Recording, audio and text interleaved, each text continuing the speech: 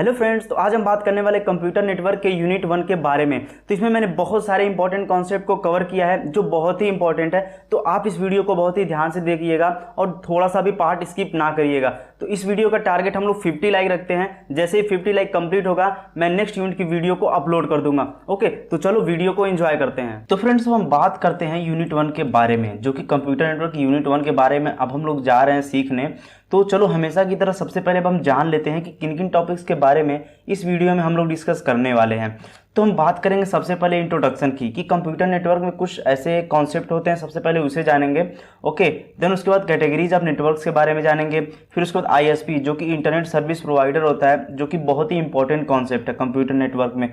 तो इसे हम लोग बहुत अच्छे तरीके से समझेंगे। ओएसआई रेफरेंस मॉडल, ये तो बहुत ही इंपॉर्टेंट है क्योंकि एग्जाम में बहुत बार ये पूछा जाता है और नॉलेज पर्पस के लिए भी ये बहुत ही इंपॉर्टेंट है। टीसीपी आईपी भी बहुत ही इंपॉर्टेंट है। टीसीपी आईपी वर्सेस ओएसआई का देखेंगे क्योंकि ये दोनों एक दूसरे से थोड़े बहुत मिलते जुलते रहते हैं, तो इसलिए हम इनके बीच में डिफरेंसेस को भी देखने वाले हैं। देन इसके बाद बात करेंगे नेटवर्क डिवाइसेस एंड कंपोनेंट्स के बारे में, नेटवर्क टोपोलॉजी के बारे में देखेंगे, transmission media, classification of transmission media देखेंगे, स्विचिंग टेक्निक एंड मल्टीप्लेक्सिंग। और हमेशा की तरह ये वीडियो हम लोग की हैप्पी एंडिंग हो जाएगी। तो फटाफट जितने लोग चश्मा लगाते हो पहले चश्मा लगा लो, जो लोग नहीं लगाते हो यार वो कंसंट्रेट होकर बैठ जाओ, और इस वीडियो में बहुत ही मजा आने वाला है। ओके, तो चलो फटाफट इस वीडियो को हम लोग शुरू करते हैं। तो सबसे पहले हम बात करते हैं इंट्रोडक्शन कॉन्सेप्ट की। इसमें बहुत सारे मैंने से कॉन्सेप्ट ऐड किए हैं जो कि आपको कंप्यूटर नेटवर्क पढ़ने से पहले पता होने चाहिए। ओके, तो चलो फटाफट हम उसे समझते हैं। और उसके पहले मैं इस चैनल के बारे में बात करता हूं। अगर आपने चैनल को अभी तक सब्सक्राइब नहीं किया तो फटाफट सब्सक्राइब कर लो, क्योंकि मैं वीडियो बहुत ही जल्दी अपलोड करने वाला हूं। तो यार वो वीडियो आपसे मिस हो जाएगी अगर आप सब्सक्राइब नहीं चैनल करोगे और बेल आइकन को ऑन नहीं करोगे। तो फटाफट चैनल को सब्सक्राइब कर लो और बेल आइकन को क्लिक कर दो, जिससे मैं तुरंत ही वीडियो अपलोड करूं तो तुरंत ही आपको नोटिफिकेशन मिल जाए। ओके, तो सबसे पहले हम समझ लेते हैं कि नेटवर्क क्या होता है। ठीक है, हम कंप्यूटर नेटवर्क तो पढ़ने जा रहे हैं, तो हमें पता होना चाहिए कि एक्चुअल में नेटवर्क क्या होता है। ये बड़ी अच्छी बात कही आप। तो यहाँ पर देखो मैंने डिफिनीशन लिखा है, अ नेटवर्क कंसिस्ट ऑफ 2 और more computers that are linked in order to share resources, exchange file और कम्युनिकेशन। ये तो हो गया भाई साहब डिफिनीशन। अब मैं इसको अपने लैंग्वेज में आपको बताने की कोशिश करता हूँ। बेसिकली क्या होता है, जब 2 या 2 से अधिक कंप्यूटर एक दूसरे से कनेक्ट होते हैं, ध्यान दीजिएगा, जब 2 या 2 से अधिक कंप्यूटर एक दूसरे से कनेक्ट होते हैं तो वो नेटवर्क कहलाता है। ठीक है, और जो कंप्यूटर कनेक्ट होते हैं वो एक दूसरे से रिसोर्सेज शेयर करते हैं, इंफॉर्मेशन को एक्सचेंज करते हैं, एक दूसरे से कम्युनिकेट करते हैं। अब मैं एक एग्जांपल आपको रियल लाइफ का बताता हूं। फॉर एग्जांपल के लिए आप समझ लीजिए आप अपने गर्लफ्रेंड से चैट कर रहे हैं। मैं यार फनी एग्जांपल ले रहा हूं, तो आई होप कि आप इसे डोंट माइंड। ठीक है, तो आप अपनी गर्लफ्रेंड से चैट कर रहे हैं, तो आपका फ़ोन आपके पास है, आपकी गर्लफ्रेंड का फ़ोन आप उसके पास है। तो आप यहाँ से मैसेज जैसे सेंड करेंगे उसके पास पहुँच जाएगा, वो मैसेज करेगी तो आपके पास पहुँच जाएगा। तो ये जो मैसेज का एक्सचेंज हो रहा है ना, एक्सचेंजिंग जो हो रहा है ना, ये सब चीज़ें कैसे हो रही हैं, आप दोनों एक दूसरे से कम्युनिकेट कैसे कर पा रहे हो।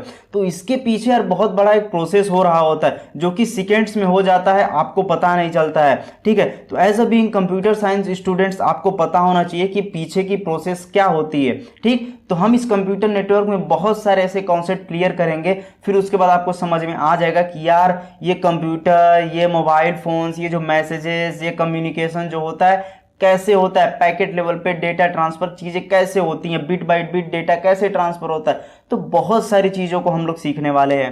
ठीक, the computer on a network may be linked through cable, telephone lines, radio waves, satellites, infrared light beams. तो ऐसा नहीं है कि जो कंप्यूटर नेटवर्क होता है वो आपका केबल्स के थ्रू कनेक्ट हो, टेलीफोन लाइन्स के थ्रू कनेक्ट हो, ऐसा नहीं है। वायर्ड भी होता है और वायरलेस भी आपका नेटवर्क होता है। तो ये चीज़ें ध्यान दीजिएगा।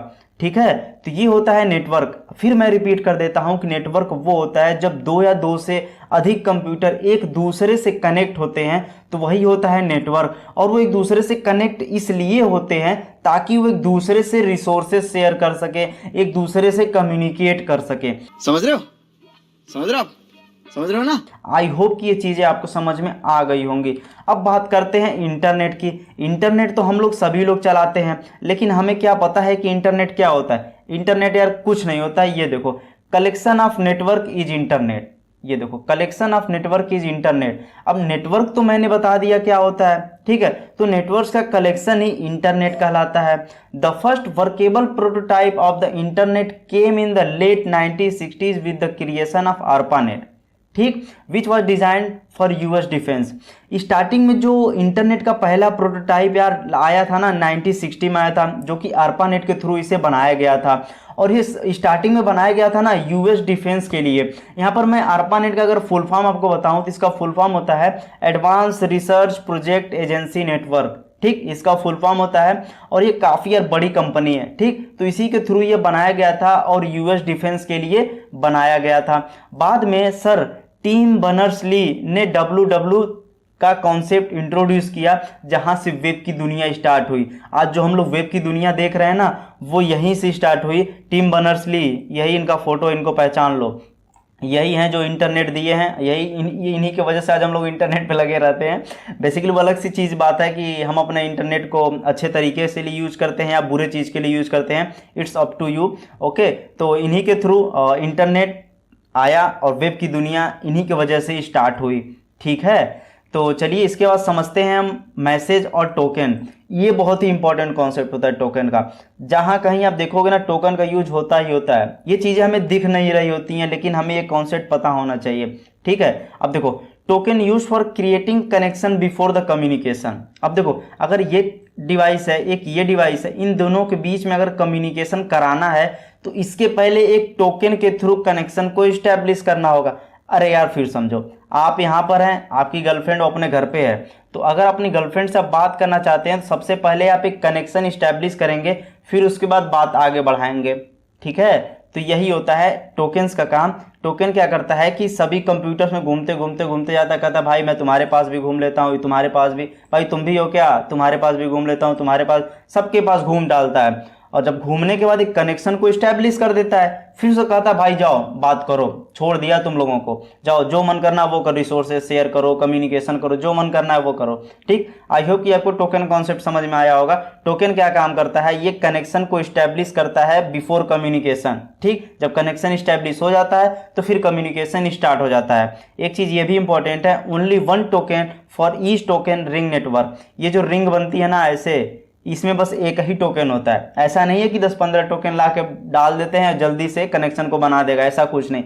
एक ही टोकन होता है एक टोकन रिंग में। तो हम बात करते हैं कैटेगरीज ऑफ नेटवर्क के बारे में। ठीक, ये बहुत ही इंपॉर्टेंट टॉपिक है और बहुत ही इंटरेस्टिंग टॉपिक है, तो चलो इसे समझने की कोशिश करते हैं। तो कुछ बेसिक टाइप्स ऑफ नेटवर्क हैं। तो आप लोग यार हमेशा ये सुनते होंगे लैन के बारे में, वैन के बारे में, WLAN के बारे में, पैन के बारे में, मैन के बारे में, एंड आई होप कि इसके फुल फॉर्म आपको पता होंगे। नहीं पता है तो देख लो, यहाँ पे मैंने लिख दिया है, उससे एक बार पढ़ लो, आपको समझ में आ जाएगा। तो चलो सबसे पहले हम बात करते हैं लैन के बारे में, और जिसका फुल फॉर्म होता है लोकल एरिया नेटवर्क। तो अब इसको जानते हैं कि ये भाई साहब होते क्या हैं। ठीक है, तो LAN is the most frequently use network. ठीक, मतलब क्या है कि लैन जो है ना, ये बहुत ज़्यादा ही यूज किया जाता है। जैसे ऑफिस में, बिल्डिंग्स वगैरह, कॉलेज वगैरह में, बहुत सारी जगह पर यार बहुत ज़्यादा ही लैन को यूज किया जाता है। Okay, LAN is a computer network that connect computer together through a common communication path. अब देखो, जो लैन होता है ना, ठीक है, ये कंप्यूटर नेटवर्क होता है जो क्या करता है, कंप्यूटर को एक साथ जोड़ता है, जिसकी किसकी मदद से, कम्युनिकेशन पाथ की मदद से। ठीक है, तो ये काफी कंप्यूटर को एक साथ जोड़ देता है। ठीक है, तो कैसे जोड़ता है अभी मैं बताता हूं, और ये भी डायग्राम को भी मैं समझा दूंगा, जो इमेज दिया है तो आपको अभी अच्छे से समझ में आ जाएगा। अब देखो, content with in a limited area, content with in a limited area, यानी कि लिमिटेड एरिया में ही करता है। यानी कि आप एक कॉलेज के अंदर ही लैन को कनेक्ट कर सकते हो। ऐसा नहीं है कि 10 कॉलेज दूर दूर पे हैं, सभी को एक साथ ही हम लैन से कनेक्ट करते हैं, ऐसा नहीं होता। हम एक बिल्डिंग में ही लैन को यूज करते हैं। ठीक, इसलिए इसकी जो कनेक्शन एरिया होती है वो लिमिटेड होती है। Okay, the two important technology involve in this network are ethernet and WiFi. ठीक है, अब बताओ वाईफाई जब आप ऑन करते हो, क्या 1 किलोमीटर बाद का कोई बंदा वाईफाई आपका यूज कर पाता है क्या? नहीं यूज कर पाता है। यानी कि आप जिस घर में रहते हैं, आपके फ्रेंड्स वगैरह या आपके भाई बहन वही लोग यूज कर रहे होते हैं। ठीक है, तो वो वायरलेसली होता है, वायर्ड भी होता है लैन। ठीक है, वायर्ड ही से करते हैं हम लोग।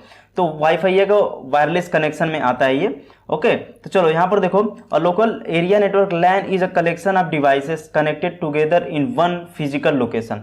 अब देखो, लैन क्या होता है, कलेक्शन ऑफ डिवाइसेस, ये ध्यान देना, collection of devices connected together. बहुत सारी डिवाइसेस जब एक दूसरे से कनेक्टेड होती हैं तो वही लैन होता है। ठीक है, अब लैन में देखो क्या होता है कि ये फिजिकल लोकेशन पर कनेक्ट होता है। फिजिकल मतलब क्या होता है कि फिजिकल मतलब क्या होता है, जिसे हम आंखों से देख सके, जिसे टच कर सके। यानी कि अगर आप अपने कंप्यूटर, मोबाइल फोन, इन सभी चीज़ों को कनेक्ट किया तो फिजिकली देख रहे हैं, टच कर रहे हैं। वर्चुअली क्या होता है कि उसे हम टच नहीं कर पाते हैं, बस उसे वर्चुअली देख रहे होते हैं ना, समझ रहे हो, फील नहीं आता, उसे टच नहीं कर सकते हो, वो होता है। और ये such as building, office and home, इन सभी जगह पे अगर आप कंप्यूटर को एक साथ कनेक्ट करना चाहते हो तो वहाँ पे हम लैन को यूज करके बहुत ही आसानी से सभी चीज़ों को कनेक्ट कर सकते हैं। फॉर एग्जाम्पल के लिए देखो कि अगर आपको लैपटॉप, कंप्यूटर, प्रिंटर, राउटर, इन सभी चीज़ों को कनेक्ट करना है एक बिल्डिंग के अंदर, तो आप क्या करोगे, स्विच की मदद से सभी चीज़ों को कनेक्ट कर दोगे। और देखो ये लैन केबल गए हुए हैं, इन लैन केबल की मदद से आप कनेक्ट कर दोगे। तो अभी आप सोच रहे हो कि स्विच क्या होता है, कि अभी स्विच के बारे में आगे हम डिटेल से डिस्कस करने वाले हैं, तो यहाँ पर मैं नहीं बताऊंगा, क्योंकि अगर यहाँ पे बताऊंगा थोड़ी चीज़ें मिक्स हो जाएंगी। ठीक, तो अभी आगे हम लोग चीज़ें डिटेल में समझने वाले हैं। आई होप कि लैन का कॉन्सेप्ट आपको समझ में आ गया होगा। तो हम बात कर लेते हैं वैन के बारे में, और जिसका फुल फॉर्म होता है वाइड एरिया नेटवर्क। ओके, तो पहले पॉइंट पे देखो क्या दिया हुआ है, वैन connects computer over a large geographical area such as state और country.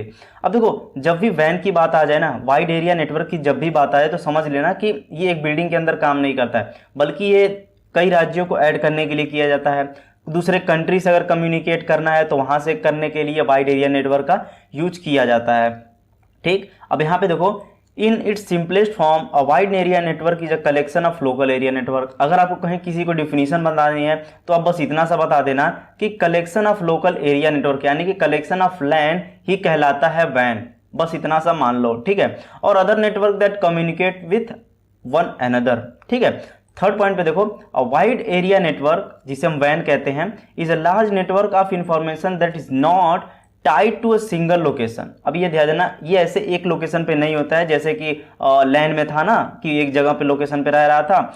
When can facilitate communication, the sharing of information and much more between devices from around the world through a van provider. एक van provider के through हम पूरे world में यार बहुत सारी डिवाइसों से कम्युनिकेट कर सकते हैं। और जैसा कि मैंने बताया लैन का कनेक्शन, तो ये देखो आप ऐसा डायग्राम बना सकते हो एग्जाम में। तो देखो ये लैन से कनेक्ट है एक बिल्डिंग में, अब देखो ये बिल्डिंग में ये यहाँ पे कनेक्ट है और यहाँ पे कनेक्ट है। तो यार वैन का काम कैसे आया कि अब अभी देखो लैन तो हम एक बिल्डिंग में बस चला पाते थे, अगर आपको किसी दूसरी बिल्डिंग यहाँ से कम्युनिकेट करना है तो कैसे कम्युनिकेट करोगे। मान लो यहाँ पे आप यूपी में हो जो बिल्डिंग है, और यहाँ पे आप मुंबई में हो, तो कैसे कम्युनिकेट करोगे, लैन तो इतना दूर जाता नहीं है। तो वहीं पर आया वाइड एरिया नेटवर्क का कॉन्सेप्ट, जिससे कि अगर यहाँ पे सभी डिवाइसेस लैन से कनेक्ट हैं और यहाँ की सभी डिवाइसेस लैन से कनेक्ट हैं, तो इन दोनों बिल्डिंगों को अगर कम्युनिकेशन कराना है तो वहाँ पर हम WAN का यूज कर लेते हैं। और जैसे कि one country to another country, for example हम इंडिया से अमेरिका से अगर कनेक्ट करना चाहते हैं तो वहाँ पे हम लोग कर सकते हैं। तो आई होप कि वैन का कॉन्सेप्ट आपको समझ में आ गया होगा। ठीक है, तो चलो अब समझते हैं WLAN। तो WLAN यार कुछ नहीं है, बस लोकल एरिया नेटवर्क के आगे वायरलेस लग गया है। और वायरलेस का मतलब आप भी समझते हैं कि जहाँ पे वायर ना हो वही वायरलेस है, और लोकल एरिया नेटवर्क में वायर होता है। ठीक, अब यहाँ पे देखो WLAN is a type of computer network that acts as a local area network, जो कि अब देखो ये एक तरह का कंप्यूटर नेटवर्क है, ठीक, जो कि काम करता है लोकल एरिया नेटवर्क की तरह, जैसे कि लैन काम करता है, but makes use of wireless network technology like wifi. लेकिन ये क्या काम करता है कि वायरलेस टेक्नोलॉजी को यूज करता है, लोकल एरिया नेटवर्क वायर्ड को यूज करता है, तो यही ये क्या करता है कि वायरलेस यूज करता है, जैसे कि वाईफाई। मैंने वाईफाई का एग्जाम्पल लोकल एरिया नेटवर्क में बताया था ना आपको, वैसे ही वायरलेस में हम वाईफाई का एग्जाम्पल लिख सकते हैं कि जो कि WLAN के अंदर आता है। क्या करते हैं यार, वाईफाई के थ्रू हम कुछ डिवाइसेस को ही कनेक्ट करते हैं ना, तो वही होता है यहाँ पे। WLAN use high frequency radio waves and often include an access point to the internet. अब देखो हम एक्सेस पॉइंट का यूज हम क्यों करते हैं, तो इसको हम आगे समझेंगे, लेकिन मैं यहाँ पे एक चीज़ बता देता हूँ। बेसिकली क्या होता है कि अगर आपके पास इंटरनेट कनेक्शन है, ठीक है, और फ़ोन से कनेक्ट करना है, लैपटॉप से कनेक्ट करना है, टैबलेट से कनेक्ट करना है, तो हर जगह तो वायर ले नहीं जाओगे। अब फ़ोन में अगर वायर लगा के लेकर घूमोगे तो कैसे नेट चलाओगे। तो वही होता है कि एक्सेस पॉइंट के थ्रू हम इंटरनेट कनेक्शन को डिस्ट्रीब्यूट कर सकते हैं डिफरेंट डिवाइसेस में। अरे यार देखो, मान लो एक एक्सेस पॉइंट यहाँ पे लगा दिए, ठीक है, अब ये एक्सेस पॉइंट्स के थ्रू आप वायरलेसली कनेक्ट कर सकते हैं अपने किसी भी डिवाइस को, समझ रहे हो, आपको वायर नहीं लगाना पड़ेगा, समझे। तो यही कॉन्सेप्ट होता है एक्सेस पॉइंट का, हम इंटरनेट को डिस्ट्रीब्यूट कर सकते हैं डिफरेंट डिवाइसेस में, यही कॉन्सेप्ट होता है एक्सेस पॉइंट का। बाकी अगर इंटरनेट से आपको डीप में पढ़ना है तो आप जाके पढ़ सकते हो। यहाँ पर देखो, WLAN allows user to move around the coverage area of an home और small office while maintaining a network connection. ठीक, उसके बाद यहाँ पे देखो, a WLAN is sometimes called local area wireless network, LAWN भी कभी कभी हम लोग कह देते हैं। तो आई होप कि WLAN का कॉन्सेप्ट आपको समझ में आ गया होगा। अब बात करते हैं पैन का, ठीक है। पर्सनल एरिया नेटवर्क होता है। पर्सनल एरिया नेटवर्क यार हम डेली बेसिस पे यूज़ करते हैं लेकिन पता नहीं होता है, लेकिन आज मेरी वीडियो देख लोगे तो पता चल जाएगा, क्योंकि मैं देखो काफ़ी चीज़ें रियल लाइफ से रिलेट करके बताता हूँ ताकि आपको काफ़ी दिन तक चीज़ें याद हो, ठीक है। पहले पॉइंट पे क्या दिया हुआ है, personal area network pan connects electronic devices with in user immediate area. Pan का काम क्या करता है, पैन का पहले तो फुल फॉर्म देख लो कि पर्सनल एरिया नेटवर्क होता है और जो कि क्या करता है, connect electronic devices with in user immediate area. User immediate area में इलेक्ट्रॉनिक डिवाइसेस को कनेक्ट करता है।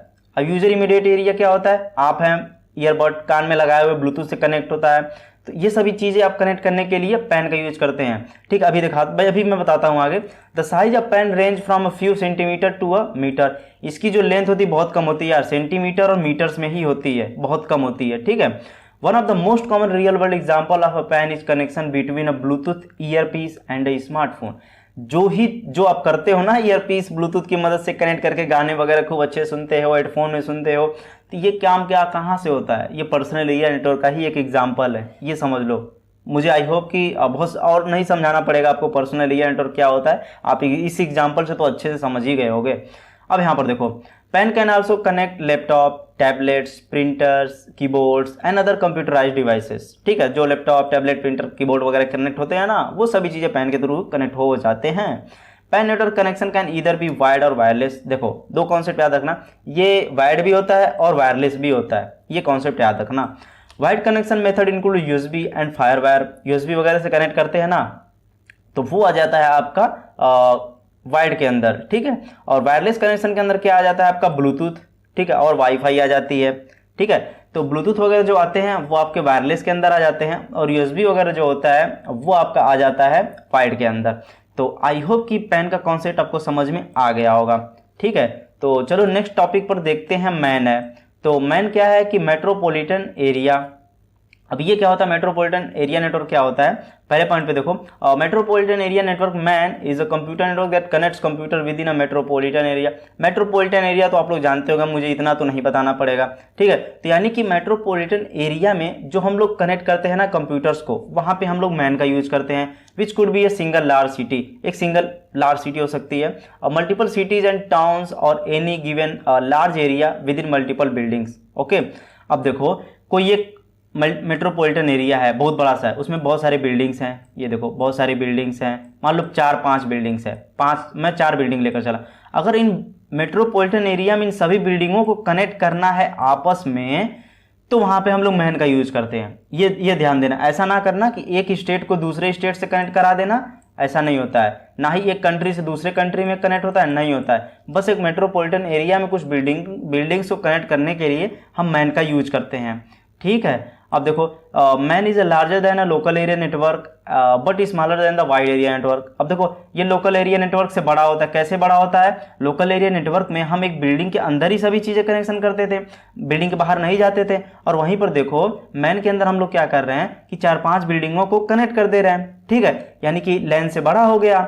अब वैन से छोटा कैसे हो गया, वैन में हम लोग one country to another country connection बनाते थे, और जैसे कि एक स्टेट से दूसरे स्टेट में बना लेते थे, लेकिन इसमें तो ऐसा नहीं है। एक मेट्रोपॉलिटन एरिया में हम 4-5 बिल्डिंग ऐसे ही कनेक्ट कर सकते हैं, यानी कि ये वैन से छोटा है और लैन से बड़ा है। तो आई होप की चीज़ आपको समझ में आ गई होंगी। और वैसे ही मैंने ये जो एग्जांपल दिया है ना बिल्डिंग कनेक्शन का, ये देखो building, subsidiary, university building, headquarters और गवर्नमेंट बिल्डिंग को सबको मैन से कनेक्ट कर दिया गया है। तो आई होप कि ये सभी चीज़ आपको समझ में आई होंगी। तो मज़ा आया कि नहीं आया, तो एक लाइक तो बनता है यार, अगर समझ में आए तो एक लाइक ज़रूर करना, ठीक है। कमेंट करके भी मुझे बताना कि हाँ वीडियो में मज़ा आ रहा है और ये वीडियो आप लोगों के लिए हेल्पफुल है, ओके।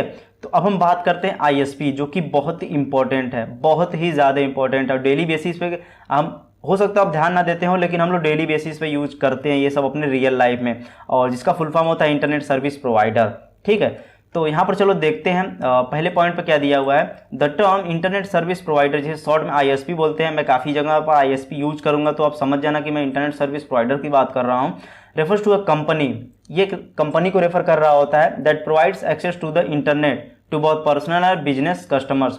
अब देखो यही हमें एक्सेस देता है इंटरनेट यूज करने का, जो कि अगर पर्सनली करना चाहते हैं तो वो भी सही है। बिजनेस कस्टमर जो होते हैं उनको जो इंटरनेट की जरूरत होती है ना, पर्सनल और बिजनेस कस्टमर्स को, तो यही आईएसपी ही प्रोवाइड करता है इंटरनेट एक्सेस का। ठीक है, सेकंड पॉइंट पे क्या दिया हुआ है, ISP make it possible for their customer to surf the web. अब देखो यही पॉसिबल करता है कि हम वेब को सर्व कर पाते हैं, यानी कि आप जो वेबसाइट पे जाके ना कुछ भी सर्च करते हो, आप मेरी वीडियो ही आके सर्च करके देख रहे हो अगर वेबसाइट से, गूगल से, कहीं से भी, तो ये एक आईएसपी के थ्रू ही हो रहा होता है। ऐसा नहीं है कि हम डायरेक्ट ही जाके देख रहे होते हैं। आप अपने फ़ोन में सिम लगाए हो ना, उसी के थ्रू तो नेट चल रहा है, या फिर आप घर में कोई राउटर लगवा लिए होगे, तो हर जगह पे आईएसपी का कॉन्सेप्ट है भाई। आईएसपी के थ्रू ही हम इंटरनेट करते हैं। अब जैसे राउटर कनेक्ट है तो आप कुछ भी चीज़ें सर्व करेंगे इंटरनेट पे तो वो जाएगा आपके राउटर के पास, पैकेट जाएंगे, फिर राउटर के पास वो आपका जो भी आईएसपी थ्रू होगा ना उसके थ्रू वो सभी चीज़ें जाएंगी, फिर आपका डेटा वो आईएसपी के थ्रू आएगा, फिर आपके पास आएगा। ठीक है, ऐसे ही पता लगा लिया जाता है यार कि चोरी कौन कर रहा है। जैसे कि हो जाता है ना कि आप लोग कभी कभी सुने होंगे कि पता चलता है कि किसी बंदे ने कोई इलीगल या इररिलेवेंट चीज़ें सोशल मीडिया पे पोस्ट की और बाद में पता चलता है कि हाँ यही बंदा किया था और वो पकड़ा जाता है। तो ऐसे ही चीज़ें होती है, अगर वो हाइड करके नहीं करता है ना चीज़ें तो पकड़ा जाता है। लेकिन तरीके भी है ना हाइड करके, जैसे कि आप लोग जानते होंगे कि वीपीएन वगैरह काफ़ी चीज़ें आती हैं, थोड़ी बहुत चीज़ें हम हाइड कर सकते हैं। लेकिन अच्छे लेवल पर अगर आपको हाइड करना है तो आपको और आगे लेवल पे जाना पड़ता है चीज़ें हाइड करने के लिए। ठीक है, ऐसे नॉर्मली विंडोज़ यूज करके नहीं कर पाओगे। तो चलो वो अलग की चीज़ें हैं, हम अपने टॉपिक पर आते हैं। तो देखो यही पॉसिबल करता है कि जो कि हम वेब वगैरह को यूज करते हैं, शॉप ऑनलाइन, जो हम लोग ऑनलाइन शॉपिंग वगैरह करते हैं, conduct businesses and connect with family and friends.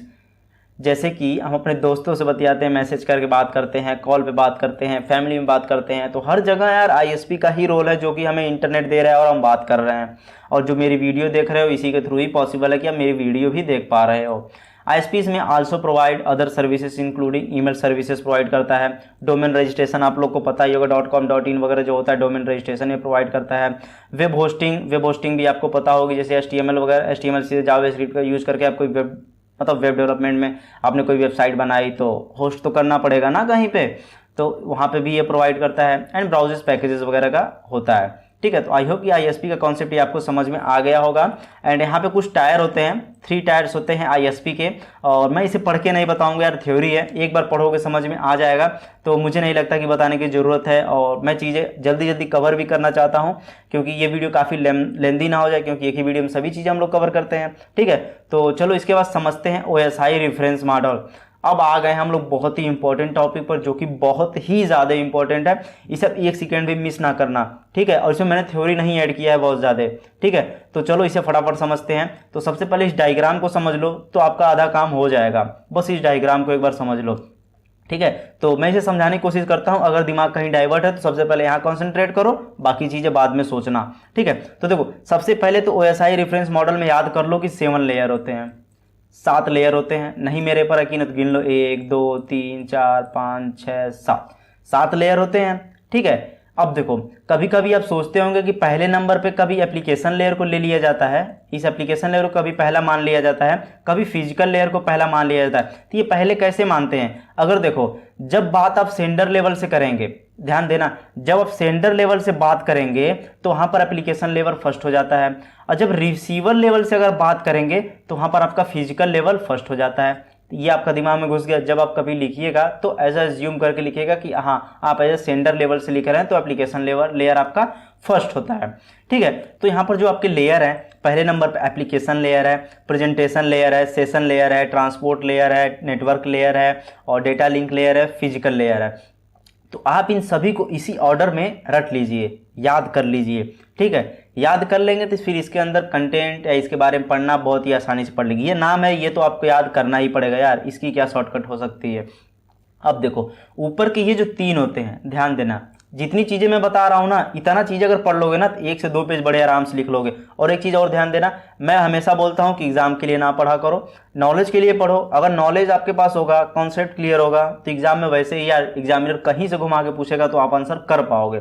ध्यान दो, यहाँ पे जो ऊपर के 3 होते हैं ये सॉफ्टवेयर लेयर कहलाते हैं, ये सॉफ्टवेयर लेवल पे चीज़ें होती हैं। ठीक, और ये जो ट्रांसपोर्ट लेयर होता है ये हार्ट ऑफ OSI होता है। जैसे आपके शरीर में दिल है, अरे यार दिल, ये देखो ऐसे दिल होता है, ये भी मुझे बताना पड़ेगा क्या, मतलब ऐसा होता नहीं है, लेकिन लोग मान लेते हैं कि यार दिल ऐसा होता है, ऐसा होता नहीं है। अब कभी देख लेना। चलो छोड़ो, आते हैं अपने पॉइंट पे। मैं सिर्फ थोड़ी फनी चीज़ें बोलता रहता हूँ ताकि आप लोग बोर ना फील करो, ठीक है।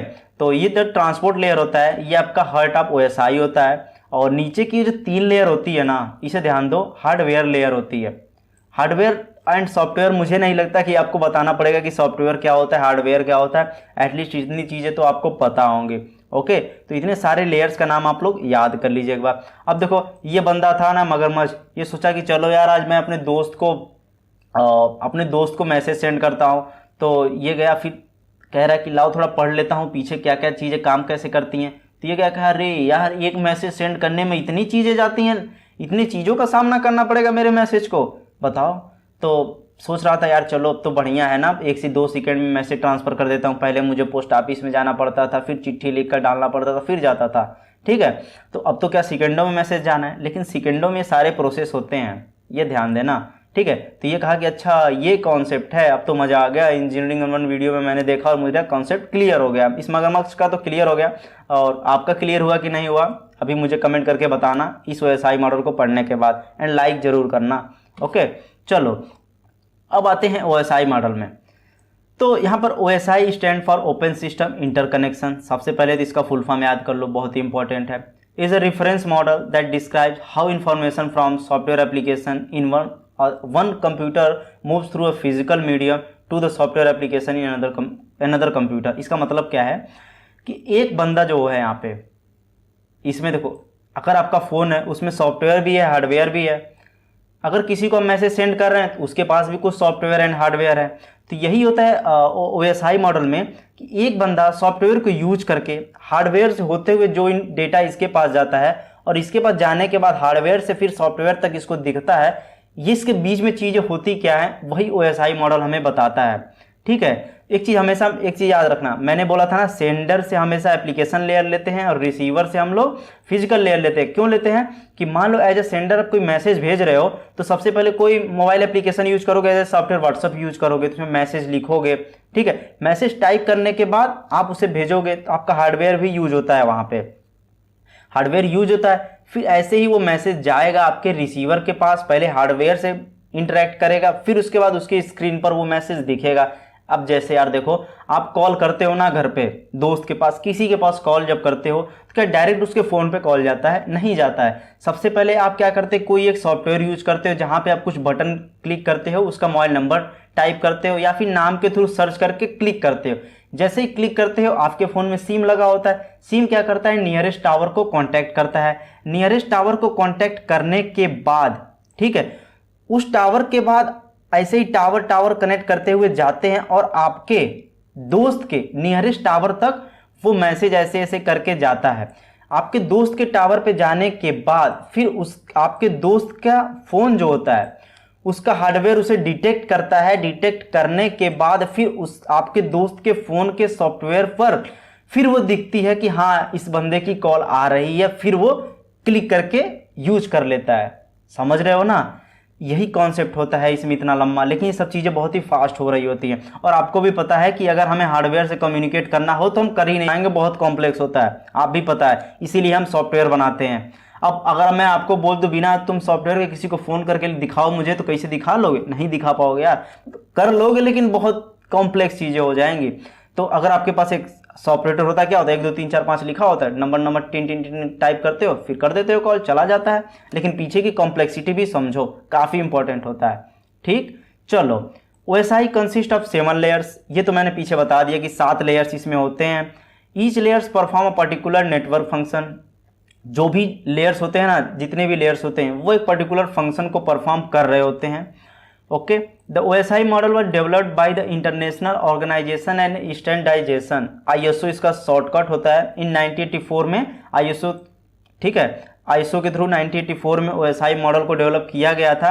And it is now considered as a architectural model for the inter computer communication. Okay, OSI model divides the whole task into 7 smaller manageable task. वही यार 7 लेवल में सभी टास्क को डिवाइड कर दे। एक टास्क होता है उसको 7 लेयर में डिवाइड कर देता है, ठीक है। Each layer is self content, ठीक है, so that task assign to each layer can be perform independently. अब देखो जितने भी लेयर्स होते हैं ना उनको मिलता जाता है काम, और ऐसा नहीं होता कि वो एक दूसरे पे डिपेंड बहुत ज़्यादा होता है, ऐसा नहीं, जिसको जो काम मिलता है वो स्पेसिफिक मिलता है, वो वही काम कर रहा होता है, ठीक। चलो इसके बाद हम फिर इस एग्जांपल को समझते हैं। अभी मैंने बताया 7 लेयर होती है, सेंडर रिसीवर, एक बार रिकॉल कर लो। ये देखो बेचारा पांडा लटक कर देख रहा है कि अरे यार वैसा ही पढ़ना पड़ रहा है, इतने सारे क्यों पढ़ाए जाते हैं मुझे, फिर भी बेचारा देख रहा है, कह रहा है पढ़ना तो पड़ेगा। तो चलो आई होप कि एक बार फिर से रिवीजन हो गया होगा, आपके दिमाग में इमेज बन गया होगा कि हाँ ऐसी वैसा ही मॉडल होता है। तो अब फिर चलते हैं नेक्स्ट, और ये जो जितनी चीज़ें यहाँ पे लिखी हुई है इसका स्क्रीनशॉट ले लो।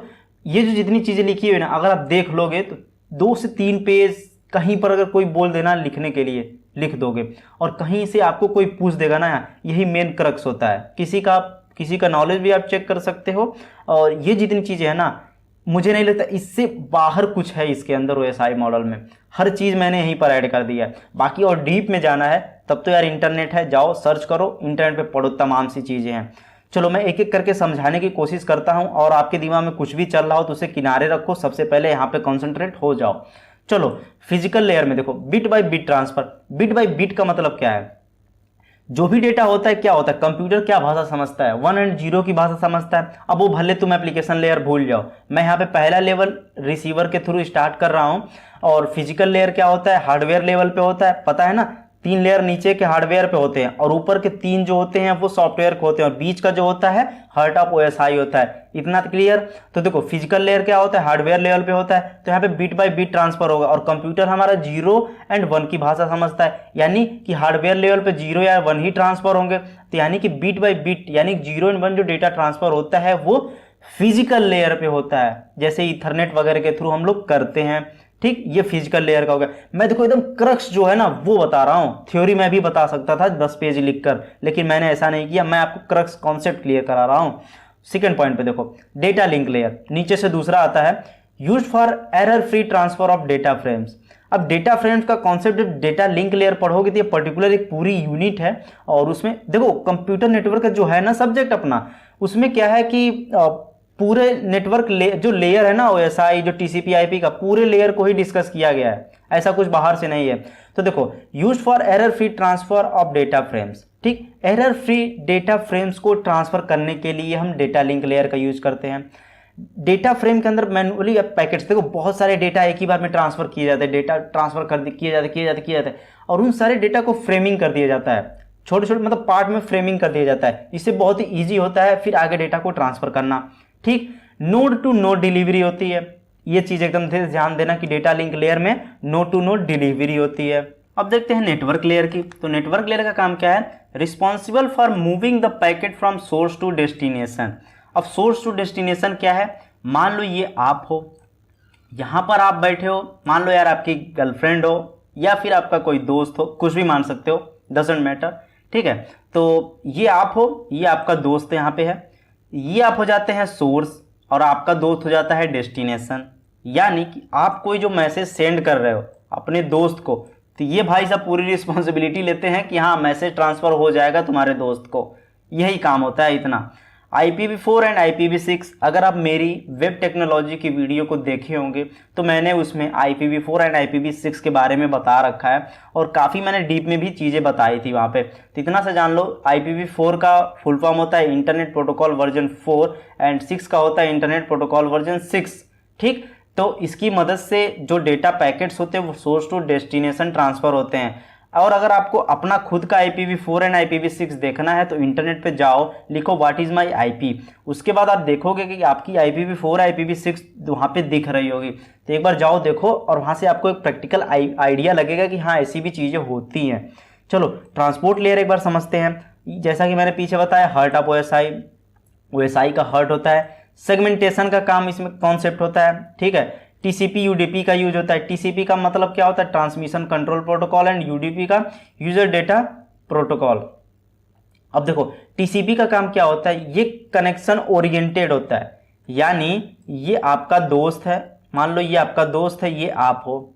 अगर आप कोई मैसेज अपने दोस्त को भेजना चाहते हो तो सबसे पहले एक कनेक्शन इस्टेब्लिश होगा, कनेक्शन इस्टेब्लिश होने के बाद मैसेज ट्रांसफर होगा, ये कनेक्शन ओरिएंटेड होता है। यूडीपी का क्या होता है, ये कनेक्शन लेस होता है, यानी कि ये आप हो और ये आपका दोस्त है, तो इसमें सबसे पहले कनेक्शन नहीं बनेगा, डायरेक्ट ही ये भाई साहब डेटा ट्रांसफ़र कर देंगे। बस यही कॉन्सेप्ट है, इतना सा ही है, बाकी थ्योरी अंदर भरी पड़ी है, पढ़ लेना। एरर कंट्रोल बहुत सारे, अब देखो यार डेटा जैसे ट्रैवल करेगा तो वहाँ पे बहुत सारे एरर्स वगैरह भी आते हैं, तो एरर्स वगैरह का कंट्रोलिंग का जो काम होता है वो ट्रांसपोर्ट लेयर पर हो जाता है। ठीक, सेशन लेयर्स में देखो इसमें डायलॉग कंट्रोल होता है और एक सिंक्रोनाइजेशन का काम इसमें होता है सेशन लेयर के अंदर। प्रेजेंटेशन लेयर के अंदर क्या होता है, इंक्रिप्शन या डिक्रिप्शन। इंक्रिप्शन डिक्रिप्शन का क्या है कि अगर देखो आप कोई मैसेज, मान लो ये आप हो और ये आपका दोस्त, अगर इसके कोई मैसेज आप सेंड कर रहे हो तो अगर वो मैसेज आपका इनक्रिप्ट नहीं होगा तब तो बीच में कोई हैकर बैठा रहेगा, हैक करके आपका मैसेज पढ़ लेगा, तो आप कहोगे अरे यार मैंने तो उससे कुछ भेजा था, कोई बीच में पढ़ लिया, समझ रहे हो, तो ये प्रॉब्लम आ जाएगी। इसलिए आप जो मैसेज भेजते हो उसको इनक्रिप्ट करना भी जरूरी होता है, और आपके दोस्त के पास जब मैसेज पहुंचे तो वहाँ पे डिक्रिप्ट होना भी जरूरी होता है। कंप्रेशन का कॉन्सेप्ट क्या है, आप देखो बहुत सारी बड़ी बड़ी फाइल सेंड करते हो, बड़े बड़े मैसेजेस सेंड करते हो, तो क्या होता है ये कंप्रेशन वहाँ पे होता है कि आपके मैसेजेस या फाइल्स की साइज रिड्यूस जाती है। आप देखे होगे यार कि आपके पास जब कोई फाइल होती होगी, जिप फाइल में उसे कन्वर्ट कर देते हो, कंप्रेस करते हो, तो एक्चुअल साइज 50 MB रहती है, तो घट के आपकी 30 या 35 MB हो जाती है, उससे भी कम हो जाती है। तो कंप्रेशन का टेक्निक्स होता है। तो अगर आप कंप्रेशन के बारे में जानना चाहते हो तो बिग डेटा में मैंने कंप्रेशन का कॉन्सेप्ट बताया था कि एक्चुअल में कंप्रेशन काम कैसे करता है। बेसिकली यार अगर मैं थोड़ा ऊपर से अगर बता दूं तो बेसिकली जो फाइल है, ये फाइल है, इसके अंदर बहुत सारे फोल्डर्स वगैरह होते हैं, कुछ फाइल्स वगैरह भी इसके अंदर होती हैं। तो क्या होता है कि जो बहुत सारी सेम फाइल होती हैं, सेम होते हैं, सेम कैरेक्टर, सेम चीज़ें लिखी होती हैं, तो उनको कंप्रेशन में क्या करा जाता है, वो एक कर देता है, उनको सबको मिला देता है, एक बना देता है। जैसे 10 चीज़ें हैं सेम है तो उनको एक कर देगा, तो ऐसे ही कंप्रेशन टेक्निक अपनाता है, इसीलिए 10 चीज़ों को एक करने की वजह से ही उसकी साइज कम हो जाती है। आप आई होप कि आप रिलेट कर पा रहे होंगे, अगर नहीं रिलेट कर पा रहे होंगे तो कमेंट कर देना, मैं इसकी एक सेपरेट वीडियो अपने दूसरे चैनल पे बना के अपलोड कर दूंगा, वहां से आप देख लेना। अब देखो ट्रांसलेशन का भी काम प्रेजेंटेशन लेयर पे ही होता है, सिंटैक्स एंड सिमेंटिक का काम भी प्रेजेंटेशन लेयर पे होता है। सिंटैक्स सिमेंटिक आप कंपाइलर डिजाइन में पढ़े होंगे, तो मुझे नहीं लगता कि बताने की जरूरत यहाँ पे है। एप्लीकेशन लेयर देखो, यही एप्लीकेशन लेयर है जहाँ पे हम लोग यूज करते हैं, जो व्हाट्सअप यूज करते हो या फिर हम लोग किसी वेबसाइट को जाके इंटरनेट पे ओपन करते हैं, तो सभी चीज़ें एप्लीकेशन लेयर पे ही हो रही होती हैं। देखो provide service to the user, ये यूजर को सर्विस प्रोवाइड करता है। किसको प्रोवाइड करता है यार, हम यूजर हैं, आप यूजर हो, तो यूजर को सर्विस प्रोवाइड करता है। जैसे कि HTTP होता है, टेलनेट, FTP, DNS। HTTP का काम क्या होता है यार, ये देखो, ये आप हो और ये आप हो, ठीक है, आपने किसी वेबसाइट पे कुछ सर्च किया और यहाँ पे सर्वर है उस वेबसाइट का, जिस वेबसाइट पर आप सर्च कर रहे हो, जिस वेबसाइट को, तो मान लो विकीपीडिया, मैंने यहाँ पे विकीपीडिया सर्च किया, कुछ पढ़ना चाहता हूँ, तो मैंने जब सर्च करूँगा तो ये HTTP क्या करेगा, ये HTTP ये आपका मेरी रिक्वेस्ट को लेकर जाएगा सर्वर तक। अगर चीज़ें मैच करती हैं तो वहाँ से सर्वर से रिस्पॉन्स लेकर आएगा, मैं यहाँ से रिक्वेस्ट करूँगा, एज ए रिस्पॉन्स में आउटपुट ला के मुझे स्क्रीन पर दिखा देगा HTTP। ठीक है, HTTP का काम यही होता है। टेलनेट का काम क्या होता है, ये रिमोट कंट्रोल करता है, यानी कि अगर आपके पास एक डिवाइस है और एक और डिवाइस है, तब रिमोटली एक्सेस करना चाहते हो तो टेलनेट की मदद से कर सकते हो। ठीक, HTTP मैंने बताया, तो एक और HTTPS होता है। तो HTTP और HTTPS दोनों अलग अलग पोर्ट पे काम करते हैं। HTTP पोर्ट 80 पर काम करता है और HTTPS 443 पर काम करता है। अगर पोर्ट का कॉन्सेप्ट अगर आपको पढ़ना है तो मुझे कमेंट कर सकते हो, मैं अपने दूसरे चैनल पर एक शॉर्ट वीडियो बनाकर अपलोड कर दूंगा, जिससे आपको पोर्ट का कॉन्सेप्ट बहुत आसानी से क्लियर हो जाएगा। मतलब आप भी लोग सोचते होगे ना, अरे यार HTTP, FTP इतने सारे प्रोटोकॉल, इतनी सारी चीज़ें होती है, कोलैब क्यों नहीं कर जाती हैं, तो इसका एक बहुत ही अच्छा कॉन्सेप्ट होता है, उसे मैं आपको बाद में बता दूंगा। ठीक, यहाँ पे देखो टेलनेट मैंने बता दिया कि रिमोट एक्सेस करने के लिए करते हैं। FTP का काम फुल फॉर्म होता है फाइल ट्रांसफर प्रोटोकॉल होता है, ये भी एक पोर्ट पर काम करता है। ठीक, इसकी मदद से हम फाइल को ट्रांसफर करते हैं one system to another system बहुत ही आसानी से। DNS का काम क्या होता है, डोमेन नेम सिस्टम होता है, यानी कि डोमेन नेम .in, .com ये जितनी भी चीज़ें होती हैं ये DNS के अंदर आती हैं। तो आई होप कि सभी चीज़ें आपको क्लियर हो गई होंगी। अब देखो यार डोमेन नेम का भी एक कॉन्सेप्ट है। ठीक है, अगर मैं यही सभी चीज़ें बताने लगूंगा ना तो बहुत सी चीज़ें मिक्स हो जाएंगी, फिर आपको कॉन्सेप्ट समझ में आएगा नहीं। तो आई होप कि ये सारे जो OSI रेफरेंस मॉडल में मैंने जितनी चीज़ें बताई आपको समझ में आ गई होंगी। ठीक, आ गई समझ में तो एक लाइक इस वीडियो को कर दो। ओके, चलो TCP/IP प्रोटोकॉल के बारे में देखते हैं। ठीक, ये क्या भाई साहब हैं, तो TCP IP में देखो आप अभी देख रहे होगे कि अरे यार ये कहाँ से आ गया 5 इसमें भी, अभी तो SI में मैंने 7 देख कर आया। अभी मैं बताता हूँ, आपका कॉन्सेप्ट क्लियर हो जाएगा और आप भी ऐसे रॉकेट में बैठ के उड़ोगे और अरे एलन मस्क भैया जैसे उड़ते हैं वैसे भी आप भी चलोगे। चलो छोड़ो उनको, इधर आते हैं। अभी तो ट्विटर को लिए हैं, खरीद लिए हैं, इसके बाद देखो क्या क्या करते हैं। चलो यहाँ पे आओ। The TCP IP model also known as internet protocol suite, internet protocol के नाम से भी जानते हैं। TCP का full transmission control protocol, IP का इंटरनेट प्रोटोकॉल, इतना याद रख लो। वाज डेवलप 1989 में इसे डेवलप किया गया था। चलो, its development was funded by advance research project agency, ARPA का नाम आप लोग सुने होंगे, तो उसी के थ्रू इसे फंड किया गया है। This model is primarily based upon the most protocol of the internet, namely the internet protocol and transmission control protocol.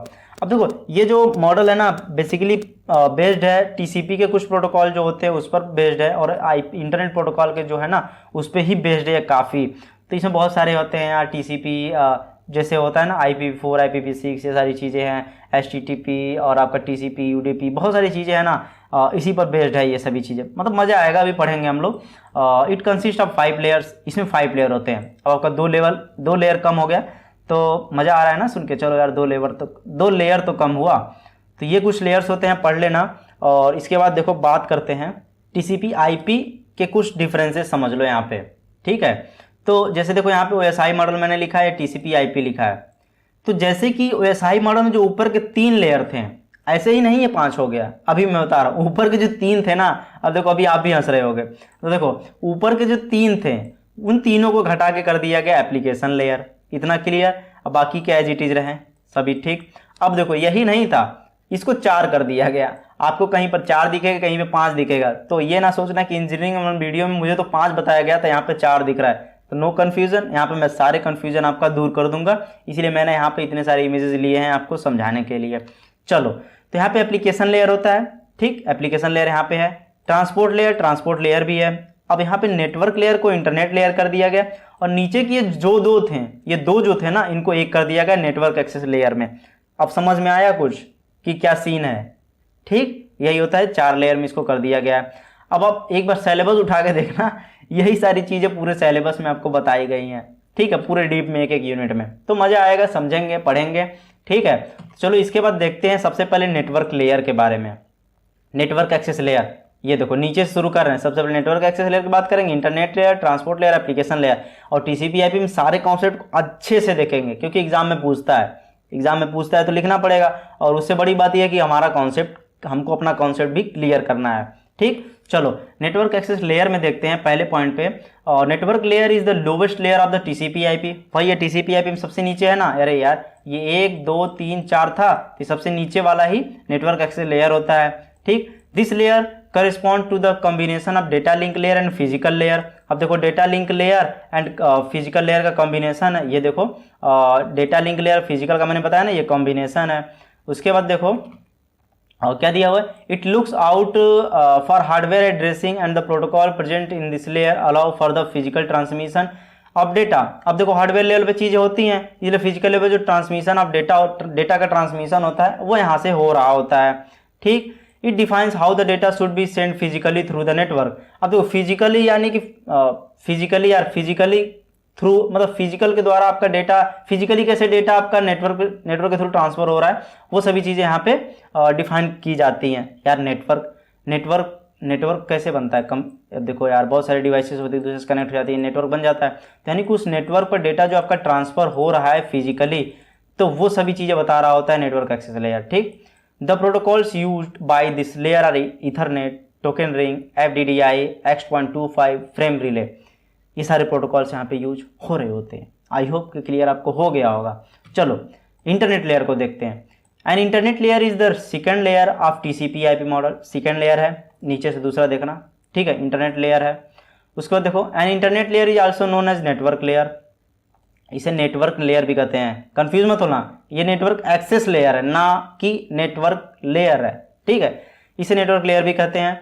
The main responsibility of the internet layer is to send the packet from any network and they arrive at destination irrespective of the route they take, ठीक है। यानी कि responsibility लेता है जो message आप भेज रहे होते हैं ना डेस्टिनेशन पर, वहाँ तक जाने का, ठीक। चलो following are the protocols used in this layer. कुछ प्रोटोकॉल्स इसके अंदर यूज होते हैं, तो इसे बहुत ध्यान समझना। ये कुछ बेसिक्स से आपसे बहुत बार पूछ लिए जाते हैं, वाइवा वगैरह में पूछ लिए जाते हैं, या फिर एग्जाम में तो पूछे जाते हैं। देखो पहले नंबर पर आईपी का फुल फॉर्म होता है इंटरनेट प्रोटोकॉल, इतना याद रखना। और फिर उसके बाद देखो it is responsible for delivering packets from the source host to destination host by looking at the IP addresses in the packet header. अब देखो एक हेडर फाइल होती है, इसमें ऐसे पार्ट बने होते हैं। यहाँ पे होता है सोर्स का एड्रेस, और यहाँ पे होता है डेस्टिनेशन का एड्रेस, और यहाँ पे होता है डेटा। ठीक है, पैकेट्स और डेटा होते हैं। तो यानी कि ये कंटेन कर रहा होता है, सोर्स एंड डेस्टिनेशन होता है इसमें, यानी कि उसी के थ्रू ये डेटा को स्टार्टिंग, ये होस्ट, ये देखो यहाँ पे होस्ट कहाँ गया, सोर्स होस्ट ये आप हो गए, आपका दोस्त हो गया सोर्स, डेस्टिनेशन होस्ट हो गया आपका दोस्त, और ये आप हो गए सोर्स होस्ट हो गए। तो यहाँ से आप मैसेज जो यहाँ पे जा रहा है उसी चीज़ का काम करता है इंटरनेट प्रोटोकॉल। और मैंने बताया था अभी पीछे कि it has 2 versions, IPv4 and IPv6 होता है। आई होप कि अभी आप अपने फ़ोन में देखे होंगे व्हाट इज़ माई IP लिख कर।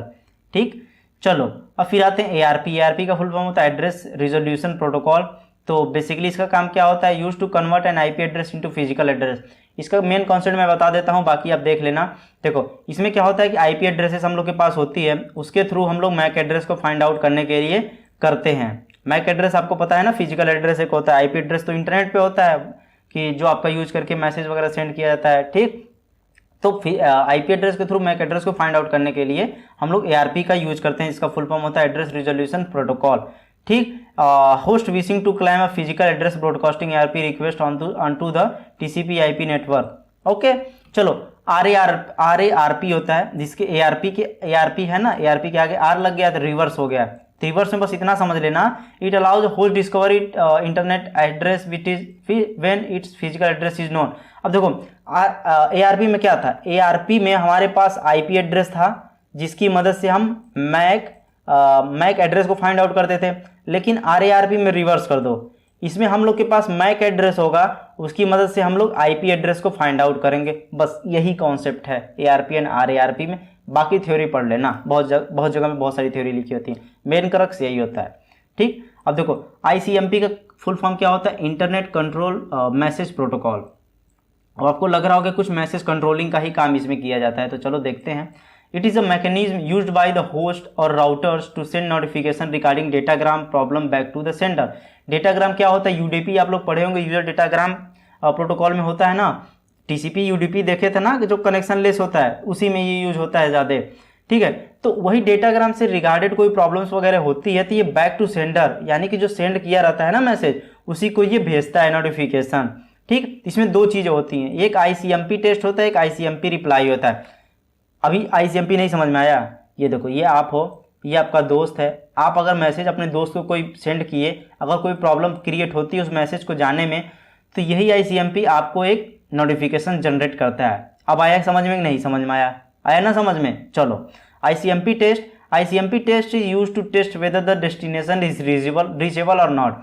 यानी कि आप जो मैसेज सेंड कर रहे हो इसके बाद रीचेबल है कि नहीं। अरे यार हम कॉल करते हैं ना किसी को, तो बोलता है ना कि ये बंदा, ये मोबाइल नंबर, ये बंदा रीचेबल है कि नहीं है, बोलता है ना फ़ोन में वो, तो वैसे ही होता है। ऐसे यहाँ पे भी ऐसे ही चेक करता है कि रीचेबल है कि नहीं रीचेबल है जिसको मैसेज सेंड कर रहे हैं। ICMP रिप्लाई में क्या होता है, ICMP reply use to check whether the destination device is responding और नॉट। इसमें चेक किया जाता है कि जो डिवाइस को मैसेज भेज रहे हैं, डेस्टिनेशन डिवाइस जो है, क्या वो रिस्पॉन्ड कर रही है कि नहीं कर रही है, रिस्पॉन्डिंग करती है कि नहीं करती है। ये सारी चीज़ें देख करने के लिए ICMP रिप्लाई होता है। ठीक, आई होप की चीज़ें आपको समझ में आ गई होंगी। एक होता है IGMP, इसका फुल फॉर्म होता है इंटरनेट ग्रुप मैसेज प्रोटोकॉल। ठीक, IGMP is a protocol that allows several devices to share one IP address so they can all receive the same data। ये जो IGMP प्रोटोकॉल क्या होता है कि बहुत सारे डिवाइसेस को ये अनुमति दे देता है कि आप एक ही IP एड्रेस यूज करो, जिससे क्या होता है कि सारी डिवाइसेज जो होती है ना वो सेम ही डेटा को रिसीव कर लेती हैं। IGMP is a network layer protocol used to set up multicasting on networks that use the internet protocol version 4। ये इंटरनेट प्रोटोकॉल वर्जन 4 को यूज करता है। ठीक है, चलो इसके बाद देखते हैं ट्रांसपोर्ट लेयर। तो ट्रांसपोर्ट लेयर में क्या है, तो transport layer basically TCP and UDP आता है। ठीक, और इसका काम क्या होता है, it is responsible for end to end communication and error free delivery of data. ठीक, एंड टू एंड जो कम्युनिकेशन का काम होता है वो ट्रांसपोर्ट लेयर संभाल रहा होता है, और डेटा जो आपका ट्रांसफर वो पूरा एरर फ्री हो तो इन सभी चीज़ों की रिस्पॉन्सिबिलिटी ये संभाल रहा होता है भाई साहब। ठीक, पहले नंबर पर क्या है, टीसीपी। टीसीपी में क्या था, कनेक्शन ओरिएंटेड। ये मैंने पहले बता दिया कि सबसे पहले ये मान लो ये आप हैं, आपका दोस्त है, मैसेज सेंड करेगा, सबसे पहले कनेक्शन इस्टेब्लिश करेगा। यहाँ पर देखो, it provides a full transport layer service to application. ठीक, एप्लीकेशन को पूरा ट्रांसपोर्ट लेयर ये प्रोवाइड करता है। ठीक, यहाँ पर देखो, TCP is a reliable protocol at it detects the error and retransmit the damage frames. अब देखो, टीसीपी इतना कैपेबल होता है कि अगर कोई बीच में एरर्स वगैरह आता है तो उसे डिटेक्ट कर लेता है और आपके जो डेटा होते हैं ना उन्हें रीट्रांसमिट करता है। यानी कि मैसेज सेंड कर रहे हो तो फ्रेम के फॉर्मेट में अगर जा रहा है, वो फ्रेम वगैरह हैं, पैकेट्स वगैरह हैं, तो अगर बीच में कोई प्रॉब्लम्स आ गई तो डैमेज हो जाता है, तो क्या करता है, फिर उस डैमेज फ्रेम को फिर से वो सेंड कर देता है। तो ये सारी चीज़ें यहाँ पे होती हैं। ठीक है, आई होप कि समझ में आ गया होगा। फिर देखो, at the sending end TCP divide the whole message into smaller units known as segment. अब देखो, सेगमेंटेशन का काम क्या होता है कि जैसे कि at the sender end, sending end, ठीक है, TCP divide the whole message into smaller unit. जो पूरा मैसेज होता है, पूरा मैसेज देखो, होल मैसेज तो क्या करता है, उसे छोटे छोटे यूनिट्स में आपका डिवाइड कर देता है। ठीक है, सेगमेंट्स में। ठीक, जिसे सेगमेंट्स कहते हैं। And each segment contain a sequence number. और जो सेगमेंट्स होते हैं ये एक सीक्वेंस नंबर यूज कर रहे होते हैं, which required for reordering the frames to form an original message. जब आप मैसेज को सेंड करते हो, ये देखो, ये आप हो, ये आपका दोस्त है, जब इस मैसेज को यहाँ से भेज रहे हो, ठीक है, तो रीऑर्डरिंग करने में काम आता है। जैसे कि आप कोई मैसेज भेज रहे हो तो बहुत सारे फ्रेम्स बन गए, 4-5 फ्रेम बन गए, ऐसे ऐसे मैसेज सेंड कर रहे हो आपके दोस्त के पास। मान लो ये फ्रेम कहीं अगर डैमेज कर जाता है तो इसको रीट्रांसमिट करना पड़ेगा।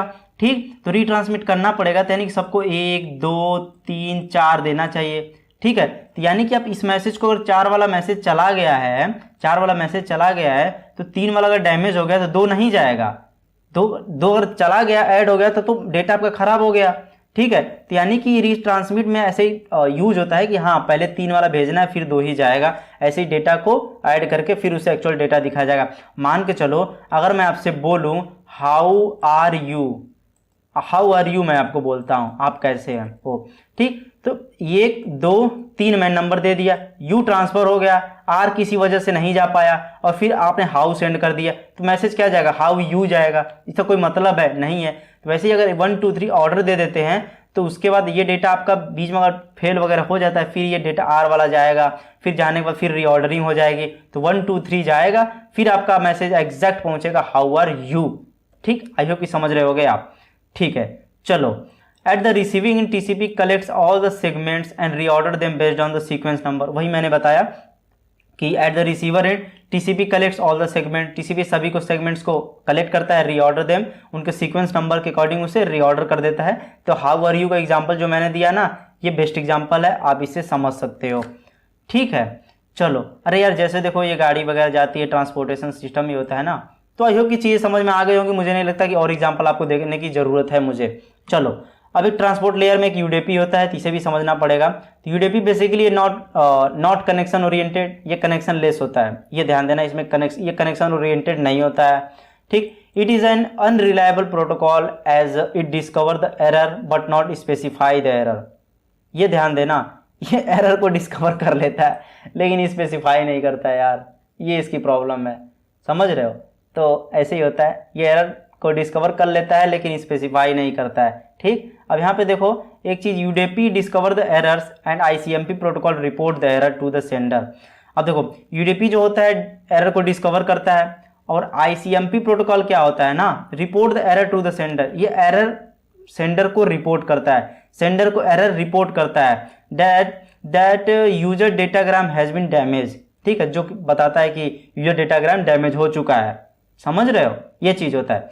UDP consist of the following fields, source port address, source port address contain कर रहा होता है, डेस्टिनेशन पोर्ट एड्रेस कंटेन कर रहा होता है। ठीक, total length, it define the total number of bytes of the user datagram in bytes. ठीक, चेकसम होता है, the checksum is a 16 bit field used in error detection. Checksum का एक कॉन्सेप्ट होता है, जैसे होता है ना बीट में डेटा होती है, चेकसम अप्लाई करके देखा जाता है कि हाँ डेटा अब एग्जैक्ट है कि नहीं। अगर चेकसम डिफरेंट होता है तो कहा जाता है डेटा आपका सही नहीं है, ऐसे ही थ्रू देखा जाता है। वो इंसान थोड़ी ना पढ़ेगा, कंप्यूटर, वो तो बीट बाय बीट ही चीज़ें देख रहा होगा ना, तो वहीं पे चेकसम का यूज करते हैं। ठीक है। अब देखो UDP does not specify which packet is lost, ये नहीं बता पाता है कि कौन सा पैकेट आपका लॉस्ट हो, बस बता देता है एरर है। ठीक है। UDP contain only checksum, it does not contain any ID of A data segment, या आईडी वगैरह कंटेन नहीं कर रहा होता, टीसीपी आईडी कंटेन करता है। अब देखो एक चेकसम का क्या है कि मान के चलो ये मैसेज है, आप इसे सेंड कर रहे हो, बीच में चेकसम है, इसने कुछ बाइनरी डिजिट में कन्वर्ट कर दिया, फिर इस मैसेज का चेकसम मिल गया ना आपको। ठीक है। अब देखो यहाँ पे फिर कोई मैसेज है, फिर चेकसम के थ्रू आपका फिर ये बाइट में मिल गया। ठीक है। तो जब ऐसे रिसीवर एंड के पास जाएगा, वो देखेगा चेकसम मैच कर रहा है नहीं मैच कर रहा है, नहीं मैच किया तो बोलेगा मैसेज नहीं सही है। मैंने ऊपर ऊपर आपको बता दिया, लेकिन इसके अंदर एक अलग डीप कॉन्सेप्ट होता है। ठीक। चलो एप्लीकेशन लेयर पर हम आ चुके हैं। एप्लीकेशन लेयर में क्या है, an application layer is the top most layer in the TCP IP model. ये टॉप मोस्ट लेयर होता है टीसीपी आईपी में सबसे ऊपर, जहाँ पे हम लोग यूज करते हैं एप्लीकेशन वगैरह यूज करते हैं। This layer allows the user to interact with the application. ठीक। HTTP SMTP, देखो HTTP बता दिया, SMTP नहीं बताया था ना, सिंपल मेल ट्रांसफर प्रोटोकॉल होता है, मेल वगैरह जो हम लोग करते हैं इसी प्रोटोकॉल के थ्रू हो रहा होता है। FTP मैंने बता दिया था, टेलनेट बता दिया था, DNS बता दिया था। तो आई होप की चीज़ें आपको समझ में आ गई होंगी। तो अब हम बात करते हैं TCP IP वर्सेस OSI। अभी तो मैंने TCP IP बता दिया, OSI भी बता दिया, लेकिन अभी आप सोच रहे होंगे कि अरे यार इनके बीच में मुझे डिफरेंसेस कुछ बता देते तो बहुत अच्छी बात होती, ताकि मेरा कॉन्सेप्ट और क्लियर हो जाता। तो मैं वही लेकर आ गया हूँ, चलो डिफरेंसेस को समझते हैं। तो इस टॉपिक को शुरू करने से पहले एक बार हम बात कर लेते हैं चैनल के बारे में। तो यार अभी तक सब्सक्राइब नहीं किया तो फटाफट सब्सक्राइब कर लो, क्योंकि मैं नेक्स्ट वीडियो बहुत ही जल्द अपलोड करने वाला हूं, तो उसकी नोटिफिकेशन आपको तुरंत मिल जाए, वो वीडियो आपसे मिस ना हो। तो फटाफट सब्सक्राइब कर लो और इस वीडियो को एंजॉय करो। तो चलो बात करते हैं, एक साइड हम TCP IP की और एक साइड बात करते हैं OSI मॉडल की। ठीक।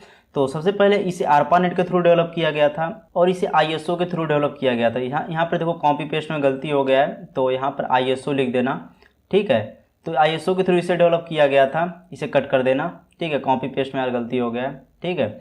उसके बाद देखो इसे ARPANET के थ्रू किया गया था, इसे ISO के थ्रू किया गया था। TCP refers to transmission control protocol. ठीक है। OSI refers to open system interconnection, इसका फुल फॉर्म होता है, दोनों का फुल फॉर्म देख लो। ठीक है।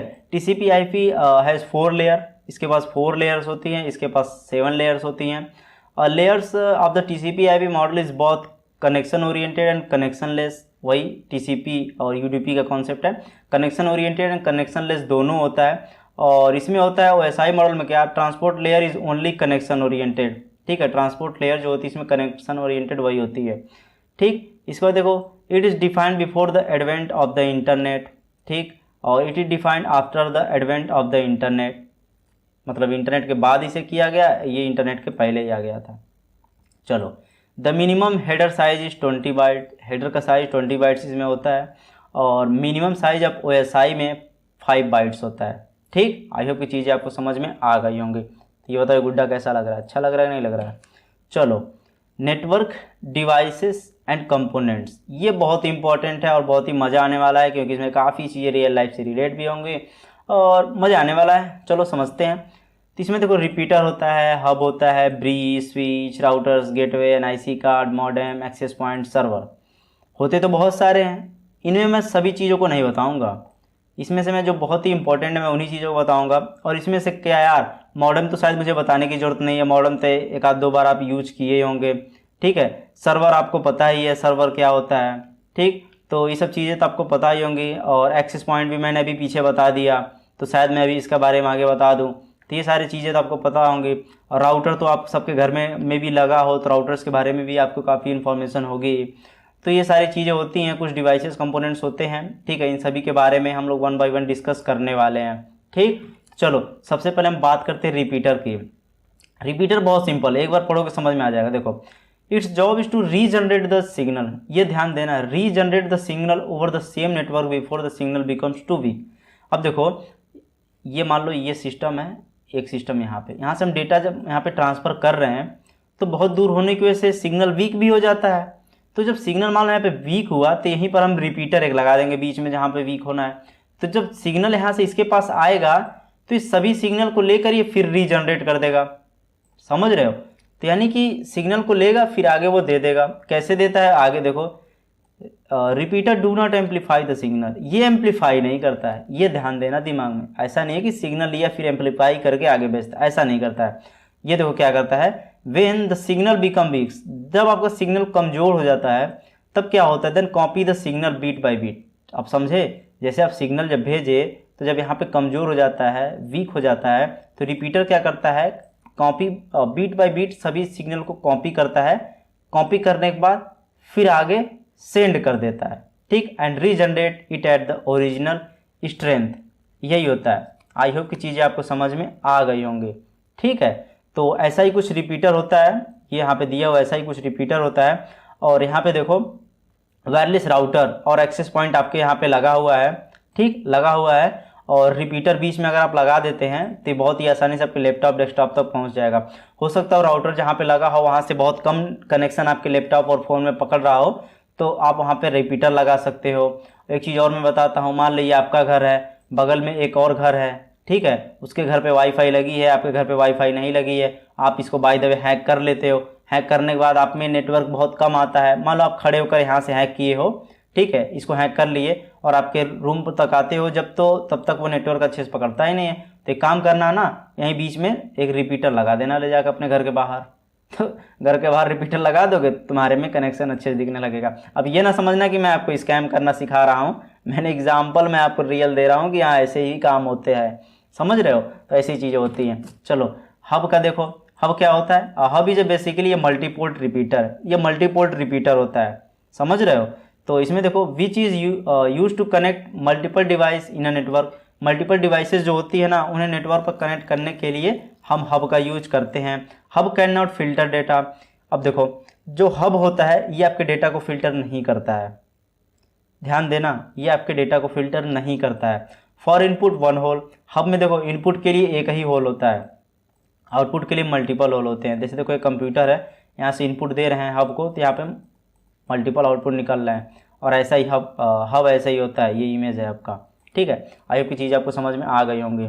चलो ब्रिज का देखते हैं। ब्रिज का काम क्या होता है, अरे ब्रिज जानते हो ना, ब्रिज वैसे भी तुम लोग देखे ही होंगे, एक होता है फ्लाईओवर, एक होता है ब्रिज, बीच से पानी जा रहा होता है, ठीक है। तो हम क्या करते हैं, ऊपर से एक बना देते हैं ब्रिज, जिसकी आसानी से हम लोग एक जगह से दूसरे साइड पे चले जाते हैं, एक साइड से दूसरे साइड, समझ रहे हो। तो सेम यही होता है। यानी कि देखो bridge is a repeater with add on functionality of filtering content by reading the MAC address of source and destination.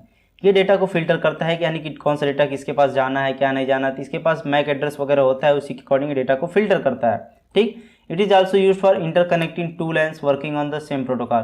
जो सेम प्रोटोकॉल पे दो लाइन वर्क कर रहे होते हैं तो वहाँ पे भी इसका यूज हम लोग करते हैं, ठीक है, एक दूसरे से कनेक्ट करने के लिए। It has a single input and single output port, single input single output port होता है इसमें बस। अरे यार जैसे मान लो दो गांव हैं, ये गांव ये है, एक गांव ये है, इन दोनों गांव के बीच में एक नदी बहती है। अब ये नदी बह रही है तो इसके बाद अगर इन दोनों गांव को कनेक्ट करना है तो क्या करेंगे, ब्रिज बना देंगे। वैसे ही एक मान लो यहाँ पे है, एक लाइन से डिवाइसेस कनेक्ट हैं और बहुत सारी लाइन्स के डिवाइसेस यहाँ कनेक्ट हैं, और इन दोनों को अगर दोनों लाइन को कनेक्ट करना है तो बीच में वही ब्रिज बना देंगे। जैसे दो गांव कनेक्ट करने के लिए वैसे दो लाइन वाले हैं, लाइन 1 ये है, लाइन 2 है, और इन दोनों कनेक्ट करने के लिए हम ब्रिज बना दिए। आई होप की चीज़ आपको समझ में आ गई होंगी। अब देखो एक्सेस पॉइंट, एक्सेस पॉइंट का काम क्या होता है, an access point is a device that creates a wireless local area network. एक वायरलेस लोकल एरिया नेटवर्क ये क्रिएट कर देता है। अब देखो ये जो दो कंप्यूटर हैं ये वायर्ड से कनेक्ट हैं, ठीक है, और यहाँ पे मैंने एक हार्डवेयर एक्सेस पॉइंट लगा दिया। तो ये काम क्या करेगा, ये जो लैपटॉप है, ये लैपटॉप है, डेस्कटॉप है, जो भी कंप्यूटर है, तो इन सभी चीज़ों को ये क्या करेगा, वायरलेसली कनेक्ट करेगा, नॉट वायर, वायरलेसली ये कनेक्ट कर देगा एक्सेस पॉइंट, ठीक है। ये सब वायर्ड है, अब मुझे कनेक्ट करना है इन सभी को वायरलेसली, तो मैं एक्सेस पॉइंट यूज करके वायरलेसली कनेक्ट कर लूँगा। यूजली इन ऑफिस और large building an access point connects to a wired router or switch or hub via Ethernet cable and device that allow other Wi-Fi devices to connect to a wired network। अब देखो आपके office में बहुत सारी devices होंगी जो wired के through connected होंगी, होती है ना, वायर्ड के थ्रू कनेक्टेड होंगे। लेकिन आप सोचते होंगे कि यार कुछ डिवाइसेस ऐसी है जिसे मैं वायरलेसली कनेक्ट करना चाहता हूँ, जिसको मैं लेकर घूमता हूँ, हर जगह तार तो लेकर नहीं घूमूंगा। तो आप वहाँ पे क्या कर सकते हैं कि एक्सेस पॉइंट लगा सकते हैं, जिसकी मदद से आप उन सभी डिवाइसेस को वायरलेसली कनेक्ट कर लेना। और जो डिवाइस आपकी वहीं पर फिक्स रहती है, कहीं ले ही नहीं जाना होता है, उन्हें वायर्ड के थ्रू कनेक्ट कर दो, ठीक है। देखो वायर्ड का मेन एडवांटेज ये होता है ना, डेटा ट्रांसमिशन बहुत फास्ट होता है वायर्ड में, और वायरलेस में जानते हैं बीच में पार्टिकल, मतलब बहुत सारी चीज़ें होती हैं जिसकी वजह से डेटा थोड़ा स्लो हो जाता है ट्रांसफ़र, ठीक, चलो फिर समझते हैं अब हम नेटवर्क टोपोलॉजी डिज़ाइन। टोपोलॉजी यार बहुत ही इंपॉर्टेंट है, ये जान लेना, एग्जाम में बहुत ही बार पूछा जाता है और आपके कॉन्सेप्ट के लिए, नॉलेज के लिए भी बहुत ही इंपॉर्टेंट है। चलो इसे फटाफट समझते हैं। तो यहाँ पर देखो टोपोलॉजी में क्या होता है, एग्जैक्ट टोपोलॉजी का डिफिनीशन बहुत छोटा है, ये देखो, it is a method of creating a network structure. जब कोई पूछे टोपोलॉजी क्या होता है, बस इतना बता देना, creating a network structure is called topology. एक मेथड होता है नेटवर्क स्ट्रक्चर को क्रिएट करने का। ठीक, चलो टोपोलॉजी टाइप्स होती है, जैसे बस topology, star topology, ring topology. ये देखो स्टार एक बार फिर कॉपी हो गया है तो इसे काट देना। ठीक है, mesh topology, tree topology, hybrid topology, daisy chain topology, ये इतनी टोपोलॉजी होती है। ठीक, चलो एक एक करके सभी को समझने की कोशिश करते हैं। ठीक, अब देखो सबसे पहले हम बस टोपोलॉजी को समझते हैं, इसे हम लाइन भी कहते हैं। लाइन क्या होती है, ऐसे लाइन चली जाती है, ऐसे लाइन आती है, तो यही कॉन्सेप्ट है बस में, अभी देखते हैं। All the stations are connected through a single cable known as a backbone cable. ध्यान देना, all the station are connected through a single cable. ये स्टेशन, ये स्टेशन, ये स्टेशन किससे कनेक्टेड है, सिंगल केबल से। समझ में आ रहा है, known as backbone cable. Backbone cable होती है, अब भाई जिससे कनेक्ट रहोगे तो ऐसे आपकी रीढ़ की जो हड्डी होती है, मेन होती है ना, उसे बैकबोन बोला जाता है। वैसे ही जो लैपटॉप्स हैं, ये जो लैपटॉप्स है सभी एसी से कनेक्ट है और एसी के थ्रू कम्युनिकेट कर रहे हैं, यानी कि इनके लिए यही बैकबोन है। चलो, when a node wants to send a message over a network, it puts a message over the network. All the station available in the network will receive the message whether it has been address or not. अब देखो अगर ये message कोई send करता है ना इस line को यूज करके, तो सबके पास जाता है मैसेज। समझ रहे हो, इस लाइन पे सेंड करते हैं तो। The backbone cable is considered as a single lane, ठीक, through which the message is broadcast to all the station. एक जगह से मैसेज हम सभी स्टेशन को ब्रॉडकास्ट करना चाहते हैं, बहुत ही आसानी से कर सकते हैं सिंगल लेन के थ्रू। ठीक, चलो इसके एडवांटेजेस क्या होते हैं, ये लो कॉस्ट केबल होता है। The initial cost of installation is low. Starting में अगर हम इंस्टॉलेशन करना चाहते हैं तो बाहर मतलब बहुत ही लो कॉस्ट में आप बहुत ही आसानी से कर सकते हो, इजी भी होता है। क्या करना है, कंप्यूटर है, अब देखो यार बीच में एक तार बिछा देना है, तार लगा देना है, कंप्यूटर कनेक्ट कर देना है बस। उसके बाद देखो moderate data speed. Coaxial and twisted pair cable are mainly used. इसमें coaxial and twisted pair cable को यूज़ करते हैं, अभी आगे देखेंगे कोएक्सियल क्या होता है, ट्विस्टेड क्या होता है, वो सारे सब इसमें यूज़ किए जाते हैं। और इसकी जो स्पीड होती है 10 Mbps की होती है, तो मॉडरेट डेटा स्पीड है, चलेगा। चलो, limited failure. A failure in one node will not have any effect on other node. मान के चलो अगर ये आपका सिस्टम गायब हो जाता है, ये नोड गायब हो जाता है, तो ऐसा नहीं है सभी काम करना बंद कर देंगे, ऐसा कुछ नहीं होता है। जब यही अगर काम करना बंद कर देगा यही तार ना, तभी से आप काम खत्म होगा, नहीं तो ये बीच में से गायब हो जाता है, ये गायब हो जाता है, तो कोई फर्क नहीं पड़ना है उससे। चलो, डिसएडवांटेज क्या है, difficult troubleshooting. If any fault occur in the cable then it would disrupt the communication for all node. वही मैंने बताया ना, अगर एक केबल में ही कोई प्रॉब्लम आ जा रही है, मान चलो यही बीच में यहीं पर एरर आ गई, केबल खराब हो गया, अब यहाँ से डेटा इधर ट्रांसफर ही नहीं होगा, खत्म कहानी, टाटा बाय बाय। चलो यहाँ पर देखो signal interference. If two node send the message simultaneously then the signal of both the node collide with each other. एक टाइम पे मान लो ये मैसेज भेजा, एक टाइम पे ये मैसेज भेजा, इन दोनों के मैसेज कोलाइड कर जाएंगे। ये होता है बस लाइन में कि एक ही लाइन के थ्रू जाएगा तो मैसेज कोलाइड कर जाएगा। अरे यार एक लेन है, इधर से गाड़ी आ रही है, एक ही टाइम पे इधर से गाड़ी यार लड़ेगी ना गाड़ी, तो वही कॉन्सेप्ट है, पैकेट्स भी लड़ेंगे। चलो, reconfiguration difficult. Adding new devices to the network would slow down the network. इसमें अगर हम नए डिवाइसेस को ऐड करते हैं तो आपका नेटवर्क स्लो हो जाता है। ठीक है, चलो अब स्टार टोपोलॉजी को समझते हैं। Star topology in arrangement of the network in which every node is connected to the central hub or switch. जो देखो जितनी सारी डिवाइसेस होती हैं, ये डिवाइस, ये डिवाइस, ये डिवाइस, ये एक सेंट्रल हब से कनेक्ट होती हैं, स्विच या हब कह सकते हैं, उससे ये डिवाइस आपकी कनेक्ट होती है। अभी मैंने बता दिया हब क्या होता है, स्विच क्या होता है, मैंने पीछे बता दिया, तो उसी से सारी डिवाइसेस कनेक्ट होती हैं, उसी को बोलते हैं स्टार टोपोलॉजी। समझ रहे हो। The central computer is known as a server. ठीक है, जो सेंटर में होता है उसे सर्वर भी कह सकते हैं, जो बीच में होता है। And the peripheral devices attach to the server are known as clients. अब देखो जितनी भी ये सारी डिवाइसेस कनेक्ट होती हैं इन्हें हम क्लाइंट बोलते हैं। ठीक है, बीच में सर्वर भी हो सकता है, जैसे सर्वर मान लो आप बीच में लगा दिए हो जहाँ से आप सभी डिवाइसेस डेटा फेच कर रही हैं वहीं से, तो वो भी एक स्टार टोपोलॉजी के अंदर आता है। Coaxial cable or RJ45 cable are use to connect the computer. RJ45 का हम लोग नाम सुने होंगे, मे बी कभी कभी आप लोग अगर किसी कोचिंग इंस्टीट्यूट में गए होंगे कोचिंग करने के लिए कंप्यूटर का, तो वहाँ पे RJ45 आपको ब्लू कलर का एक केबल आपको देखने के लिए मिला होगा। कभी जाइएगा तो देखिएगा, किसी ऑफिस वगैरह में तो मिलेगा आपको वहाँ पे देखने के लिए। तो कोएक्सियल केबल या RJ45 केबल को हम लोग यूज कर सकते हैं कंप्यूटर को कनेक्ट करने के लिए। Star topology is the most popular topology in network implementation. काफ़ी पॉपुलर टोपोलॉजी है, बहुत जगह पे इसका यूज किया जाता है। ठीक, चलो इसके एडवांटेजेस एंड डिसएडवांटेजेस को समझ लेते हैं। तो यहाँ पे दिया हुआ इफिशियंट ट्रबल शूटिंग, बहुत ही इफिशियंट ट्रबल शूटिंग हो जाती है। लिमिटेड फेल्यूर, इसमें फेल्यूर बहुत ही कम होता है, जैसे कि as each station is connected to the central hub with its own cable, therefore failure in one cable will not affect the entire network. अब मान के चलो अगर ये वाली डिवाइस है, इसका केबल अगर ये फेल हो जाता है तो क्या फ़र्क पड़ेगा इन सभी को, ये सारे डेटा यहाँ से फेच कर रहे होंगे, कोई प्रॉब्लम नहीं होगा। समझ रहे हो। Easily expandable, it is easily expandable as new station can be added to open ports on the सिस्ट हब। अब देखो क्या कर सकते हैं, अगर इसमें अगर कोई और कंप्यूटर ऐड करना है हमें तो बहुत ही आसानी से कनेक्ट कर सकते हैं उस हब में। ठीक, high data speed, it support bandwidth of approx 100 Mbps। अब देखो ये हमें क्या बोलते हैं कि high speed data transfer rate हमें प्रोवाइड कर देता है, 100 Mbps देता है। और जैसे कि यहाँ पे देखो ये 10 Mbps दे रहा था, आपका जो बस था, ये बस वाला 10 Mbps दे रहा था और स्टार आपका दे रहा है 100 Mbps। ठीक है। डिसएडवांटेज देखो, सेंट्रल पॉइंट ऑफ फेल्यूर। अब ये बताओ अगर बीच में से ही सर्वर गायब हो जाए तो इन लोगों का क्या ही वजूद रह जाएगा, खत्म कहानी, टाटा बाय बाय हो जाएगा।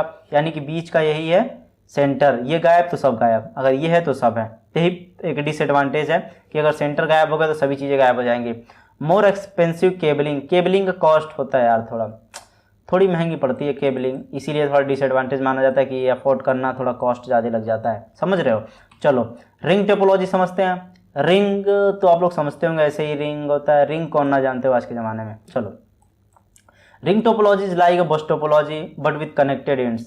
देखो रिंग टोपोलॉजी होती है यार, ये भी बस की तरह होती है, लेकिन क्या होता है एक कनेक्टेड एंड्स होती है। कैसे भी मैं बताता हूँ कैसे होती है। The node that receive the message from the previous computer will reach transmit the two next node. एक नोड ये है, एक नोड ये है, ये देखो ऐसे ये दोनों एक दूसरे से कनेक्ट हैं। मान लो इसका फर्स्ट नोड मानते हैं, इसे सेकंड नोड मानते हैं, तो ये देखो ये दोनों एक दूसरे से कनेक्ट हैं। मान लो इसे एक मानते हैं, इसे दो मानते हैं, तो ये देखो एक दूसरे से कनेक्ट है। ऐसे ही दो कंप्यूटर एक दूसरे से कनेक्ट हो के रिंग बना दिए हैं। समझ रहे हो, ऐसे ही है। The data flows in a single loop continuously known as an endless loop. समझ रहे हो। उसके बाद देखो it has no terminated in, कोई टर्मिनेटेड दिख रहा है कि यहाँ से मैसेज अगर जा रहा है तो कहाँ टर्मिनेट करेगा, नहीं करेगा।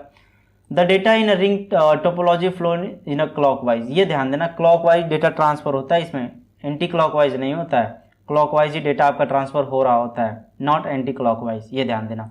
Every device has exactly 2 neighbours for communication process. Her devices के बाद 2 नाइबर है ना। अब देखो ये डिवाइस है, अगर इस डिवाइस को लेते हैं तो इसके पास में क्या है, एक डिवाइस ये है, एक ये है, और इस डिवाइस का एक ये है, इसके 2 नाइबर हो गए ना। ऐसे ही होता है, पड़ोसी। ठीक है समझ रहे हो। चलो इसके एडवांटेज को देखते हैं। नेटवर्क मैनेजमेंट बहुत ईजी होता है। कॉस्ट की अगर बात करें तो ट्विस्टेड पेयर केबलिंग को यूज़ करते हैं, जो कि बहुत ही इनएक्सपेंसिव होता है और ईजिली अवेलेबल भी होता है। और इसकी इंस्टॉलेशन जो प्रोसेस होती है, कॉस्ट होती है, बहुत ही कम होती है। स्पीड की अगर बात करें तो data packet travels at greater speed, मतलब बहुत ही स्पीड से डेटा पैकेट ट्रैवल कर रहे होते हैं इसमें। ठीक है। उसके बाद देखो डिसएडवांटेज का, डिफिकल्ट ट्रबल शूटिंग करना डिफिकल्ट होता है। फेलुअर भी इसमें होती है। मान के चलो अगर एक स्टेशन बीच में अगर यहीं फेल हो जाए, अगर ये फेल कर जा रहा है तो यार रिंग ही टूट जाएगा बीच में से, तो कैसे डेटा वगैरह ट्रांसफर होगा। तो ये काफ़ी यार एक प्रॉब्लम होती है कि नोड अगर ख़राब हो जाता है तो यहाँ पे प्रॉब्लम क्रिएट होती है। ठीक है। Reconfiguration difficult, adding new device to the network would be slow down the network. अब देखो एक डिवाइस अगर नया कनेक्ट करना है तो काफ़ी प्रॉब्लम आएगी ना। यहाँ से देखो मान लो यहाँ पे कनेक्शन करना है तो उस डिवाइस को ऐड करना पड़ेगा, इससे फिर इसको कनेक्ट, फिर इसको कनेक्ट, तो नेटवर्क की स्पीड भी स्लो होती है, ज़्यादा डिवाइस कनेक्ट करते जाओगे थोड़ी प्रॉब्लम वहाँ पे क्रिएट हो जाती है। चलो अब बात करते हैं मेश टोपोलॉजी। तो मेश टोपोलॉजी क्या है, computers are interconnected with each other through various redundant connection. अब देखो इसका मतलब क्या है, एक कंप्यूटर ये है तो देखो कितने चीज़ों से किससे किससे कनेक्ट है, इससे कनेक्ट है, इससे कनेक्ट है, इससे कनेक्ट है, ये कंप्यूटर इससे कनेक्ट है, इससे कनेक्ट है, इससे कनेक्ट है ना। एक डिवाइस से बहुत सारे डिवाइसेस कनेक्ट है, तो मेश टोपोलॉजी में यही आता है। समझ रहे हो। सो देखो there are multiple path from one computer to another computer, है ही एक कंप्यूटर से अगर दूसरे कंप्यूटर में डेटा ट्रांसफर करना है तो मल्टीपल पाथ हैं इसमें। यही होता है कि अगर कोई पाथ यूज हो रहा है तो दूसरे पाथ से हम सेंड कर देते हैं मैसेज, ये चीज़ें हो रही होती हैं। It doesn't contain the switch, ये स्विच वगैरह कंटेन नहीं कर रहा होता है, ना ही हब कर रहा होता है एनी सेंट्रल कंप्यूटर, ना ही कोई सेंट्रल हब वगैरह होता है। सभी चीज़ें कनेक्ट हो रही होती है तार से, एक दूसरे से कनेक्ट हो रही होती हैं, ठीक है। उसके बाद देखो the internet is an example of the mesh topology, internet है एक एग्जाम्पल मेश टोपोलॉजी का, आप देख सकते हो, ठीक है। उसके बाद देखो mesh topology can be form by using the formula, ये फार्मूला होता है केबल्स का, नंबर ऑफ केबल्स कितने लगेंगे, मान लो कितने कंप्यूटर मतलब इतने लैपटॉप लगे हैं, इनके बीच में कितने केबल्स लगेंगे, n इंटू n-1 बाई 2 करते हैं तो उससे आपका केबल का निकल जाता है। जैसे मान लो कंप्यूटर कितने 2 2 4 2 6 6 इंटू 6-1 5 6 25 30 बाई 2 आपका हो जाएगा 15 केबल की जरूरत आपको पड़ेगी यहाँ पे लगाने के लिए मेश टोपोलॉजी में, ठीक है। तो ये सारे कॉन्सेप्ट होते हैं यहाँ पे। मेश टोपोलॉजी में कुछ पार्ट होते हैं, वहाँ पे केबलिंग का आपका नंबरिंग थोड़ा चेंज हो जाता है, तो आप ये ना सोचना कि एग्जैक्ट इतने इसी में बता रहे हैं, तो कुछ और टाइप्स के अंदर फार्मूला वेरी करता है, ठीक है। चलो इसके एडवांटेजेस समझ लेते हैं। तो सबसे पहले रिलायबल होता है, the mesh topology network are very reliable, if any link break down will not affect the communication within connected computers. अब देखो बीच में अगर कोई गायब हो जाता है तो कोई मतलब नहीं कि ये अपना काम करना बंद कर देंगे, नहीं काम करना बंद करेंगे। फास्ट कम्युनिकेशन बहुत फास्ट होता है, जब मान लो एक से ज़्यादा पाथ दिए हुए हैं तो कोई पाथ अगर बिजी हो दूसरे पाथ से सेंड कर सकते हैं, ठीक है। ईजी रिकन्फिग्रेशन करना काफ़ी ईजी होता है यहाँ पे, ठीक है। डिसएडवांटेज में कॉस्ट होता है, क्योंकि और बहुत सारे पाथ वगैरह बनाएंगे तो केबलिंग करेंगे तो कॉस्ट लगना ही लगना है। मैनेजमेंट भी थोड़ा कठिन होता है, समझ रहे हो। Efficiency in this topology redundance connection high that reduce the efficiency of the network, थोड़ी इफिशियंसी कम हो जाती है यार यहाँ पे। तो ये सारी चीज़ें यहाँ पे हो रही होती हैं। ट्री टोपोलॉजी में क्या होता है, ट्री टोपोलॉजी बेसिकली ट्री जानते हो ना यार कैसी होती है कि ऐसे बनती जाती है, फिर यहाँ से एक रूट नोड होता है, पेरेंट होता है, फिर ऐसे चाइल्ड निकलते रहते हैं, ऐसे बनते हैं ना।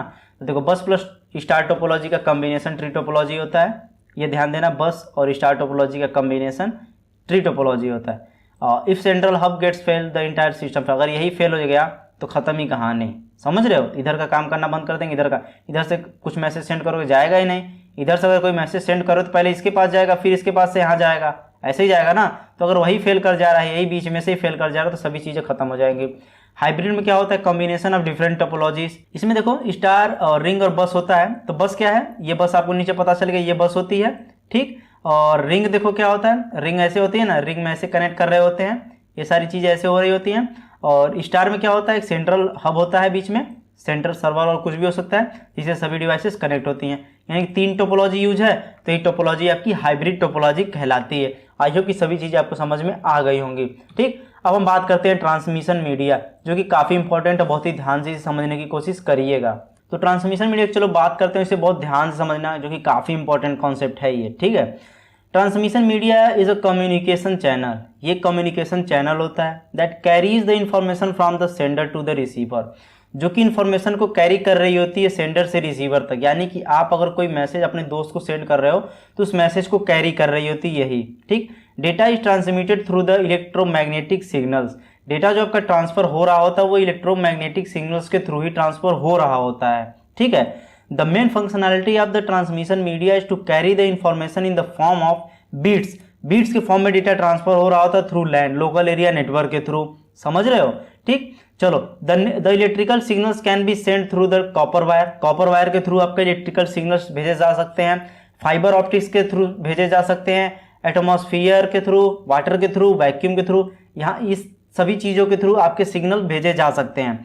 इन a copper based network the bits in the form of electrical signal, देखो कॉपर जो बेस्ड नेटवर्क होती है, आपके जो बीट्स होती है ना वो इलेक्ट्रिकल सिग्नल के फॉर्म में होती है।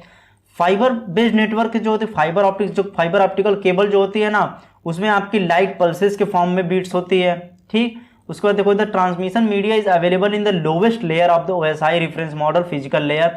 ट्रांसमिशन मीडिया आपकी अवेलेबल होती है फिजिकल लेयर में, जो कि हार्डवेयर लेवल पे चीज़ें हो रही है, तो आपको हमेशा ध्यान देना चाहिए कि वो फिजिकल लेवल पे ही होती है, ठीक। अब देखो ये यहाँ पे स्माइल कर रहा है, तो आपके भी चेहरे पे स्माइल आई होप की होगी कि स्माइल करो यार, मजे करो। और अगर आपको रेस्ट करना है तो जाओ 5 मिनट पहले रेस्ट कर लो, और उसके बाद आना फिर वीडियो को देखना। तो 5 मिनट में जाओ, पहले कमेंट करो एक, और एक लाइक वीडियो करो, कमेंट करके बताओ कि ये वीडियो आपके लिए हेल्पफुल है।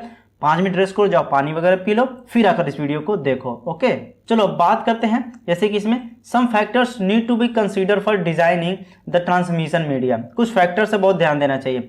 पहले नंबर देखो बैंडविड्थ। बैंडविड्थ का मतलब क्या है? The greater bandwidth of a medium the higher the data transmission rate. देखो अगर आपकी बैंडविड्थ ज़्यादा है तो डेटा का ट्रांसमिशन रेट ज़्यादा होगा। 5G का नाम आप लोग सुन रहे हो ना, 5G का क्या रहेगा? बैंडविड्थ इसका ज़्यादा रहेगा, इसीलिए स्पीड ज़्यादा मिलेगी, डेटा तेज़ी से ट्रांसफर होंगे। ठीक। Transmission impairment, the quality of signals will get destroyed due to the transmission impairment. Transmission impairment का मतलब क्या होता है कि आपकी जो सिग्नल की क्वालिटी होती है वो डिस्ट्रॉय हो जाती है, उसी को ट्रांसमिशन इम्पायरमेंट कहते हैं। इंटरफेरेंस का मतलब क्या होता है? Process of disrupting a signal when it travels over communication medium or the addition of some unwanted signal। Interference का मतलब क्या होता है कि जब आप कोई सिग्नल कहीं भेज रहे होते हो तो उसमें कोई और अनवांटेड सिग्नल्स वगैरह ऐड हो जाते हैं जहां पे इंटरफेरेंस आ जाता है, यही चीज़ें होती है। अब ट्रांसमिशन इम्पायरमेंट के अंदर 3 पार्ट होते हैं, एक एटेन्यूएशन होता है, डिस्टॉर्शन होता है, एक नॉइज होता है। समझ रहे हो? तो चलो इनको एक एक करके समझ लेते हैं कि एटेन्यूएशन, डिस्टॉर्शन, नॉइज क्या होता है, क्योंकि ये कॉन्सेप्ट हमें पता होने चाहिए कि एक्चुअल में क्या होता है, तभी हमें ट्रांसमिशन मीडिया में कॉन्सेप्ट अच्छे से समझ में आएंगे। ठीक। चलो एटेन्यूएशन क्या होता है? लॉस ऑफ एनर्जी, जो एनर्जी का लॉस होता है वो एटेन्यूएशन के अंदर आता है। Strength of the signal decreases with increasing the distance. अब जैसे देखो जैसे जैसे डिस्टेंस आपका कम बढ़ता जाता है वैसे ही आपके सिग्नल की स्ट्रेंथ घटती जाती है, वही होता है एटेन्यूएशन। ठीक। आई होप कि एटेन्यूएशन क्लियर हो गया होगा। अब बात करते हैं डिस्टॉर्शन। डिस्टॉर्शन क्या होता है? Occur when there is a change in the shape of the signal. जब सिग्नल के शेप में कोई चेंजेज आता है तो वहां पे कहते हैं डिस्टॉर्शन आ गया। समझ रहे हो? This types of distortion is examined from different signal having different frequency. ठीक। Each frequency component heads on propagation speed. जो भी फ्रीक्वेंसी होती है ना कंपोनेंट, ईच फ्रीक्वेंसी कंपोनेंट, जितने भी फ्रीक्वेंसी कंपोनेंट्स होते हैं इनके खुद की प्रोपोगेशन स्पीड होती है। ठीक। So they reach at a different time which lead to the delay distortion. यानी कि अगर वो लेट से पहुंचते, स्पीड तो पता है आपको, अगर उसी स्पीड से पहुंचते तब तो ठीक है, अगर इन्होंने लेट किया तो पता चल जाता है कि डिस्टॉर्शन आ गया। समझ रहे हो? नॉइज का देखो, when data is travelled over a transmission medium. जब डेटा आपका एक ट्रांसमिशन मीडियम पर ट्रेवल कर रहा होता है तो कुछ अनवांटेड सिग्नल्स वगैरह वहां पे ऐड हो जाते हैं, अनवांटेड सिग्नल्स इज एडेड। ठीक है। तो इसी वजह से क्या होता है, वहां पे नॉइज क्रिएट हो जाता है। ठीक है, नॉइज क्रिएट हो जाता है। तो ये सारी चीजें थी एटेन्यूएशन, डिस्टॉर्शन एंड नॉइज के बारे में। ठीक। अब चलो समझते हैं क्लासिफिकेशन ऑफ ट्रांसमिशन मीडिया। ये काफी इंपॉर्टेंट, इसे बहुत ही ध्यान से समझना। ठीक है। तो क्लासिफिकेशन में देखो ट्रांसमिशन मीडिया में एक आता है गाइडेड मीडिया, एक आता है अनगाइडेड मीडिया। गाइडेड मीडिया को हम लोग बोलते हैं वायर्ड भी बोलते हैं, और अनगाइडेड को हम लोग वायरलेस बोलते हैं। ठीक। और गाइडेड में आता है coaxial cable, fibre optics, twisted आता है, और रेडियो वेव्स, माइक्रोवेव्स, इंफ्रारेड आपका अनगाइडेड में आता है। और फिर इसके अंदर और जाएंगे तो आपको ये सभी चीजें देखने के लिए मिलेंगी। ठीक। चलो यहाँ पे सबसे पहले हम गाइडेड की बात करेंगे। ये देखो ये गाइडेड है ना, गाइडेड की सबसे पहले हम लोग बात करते हैं। और इसमें twisted pair cable, twisted pair cable, ये देखो यहाँ है ना, इसकी बात करने जा रहे हैं। ट्विस्टेड पेयर केबल्स क्या होता है? ट्विस्टेड मतलब क्या होता है, पहले ये हिंदी में समझो। ट्विस्टेड का मतलब क्या होता है? मुड़ा हुआ। मुड़ा हुआ। पेयर का मतलब क्या होता है? दो। ठीक। यानी कि कोई ऐसी दो केबल जो मुड़ी हो एक दूसरे से। ये देखो एक केबल ये ऐसे ऐसे मुड़ी हुई है, एक केबल ये है ऐसे ऐसे मुड़ी हुई है। समझ में आ गया ना कि कोई ऐसी केबल जो मुड़ी हो, वही ट्विस्टेड पेयर केबल होती है। जब भी देखना ध्यान से, अब दिमाग में तुम्हारे आ जाएगा कि हाँ यही है। देखो पहले पॉइंट पे क्या दिया हुआ है, consist of 2 insulated copper wires twisted together. ठीक है, 2 इंसुलेटेड कॉपर वायर्स होते हैं जो एक दूसरे से ट्विस्टेड होते हैं, यानी कि मुड़े होते हैं एक दूसरे से। जैसे देखो एक केबल ये है और एक केबल ये है, तो दूसरे ऐसे ऐसे घूम घूम के मुड़े हुए हैं। ठीक। Transmit data in the form of electrical signal, electrical signal के फॉर्म में डेटा को ट्रांसफर करते हैं। ठीक। The frequency range for twisted pair cable is from 0 to 3.5 gigahertz. ये ध्यान देना, फ्रीक्वेंसी रेंज जो होती है 0 to 3.5 KHz किलो हर्ट्ज होती है। ठीक है।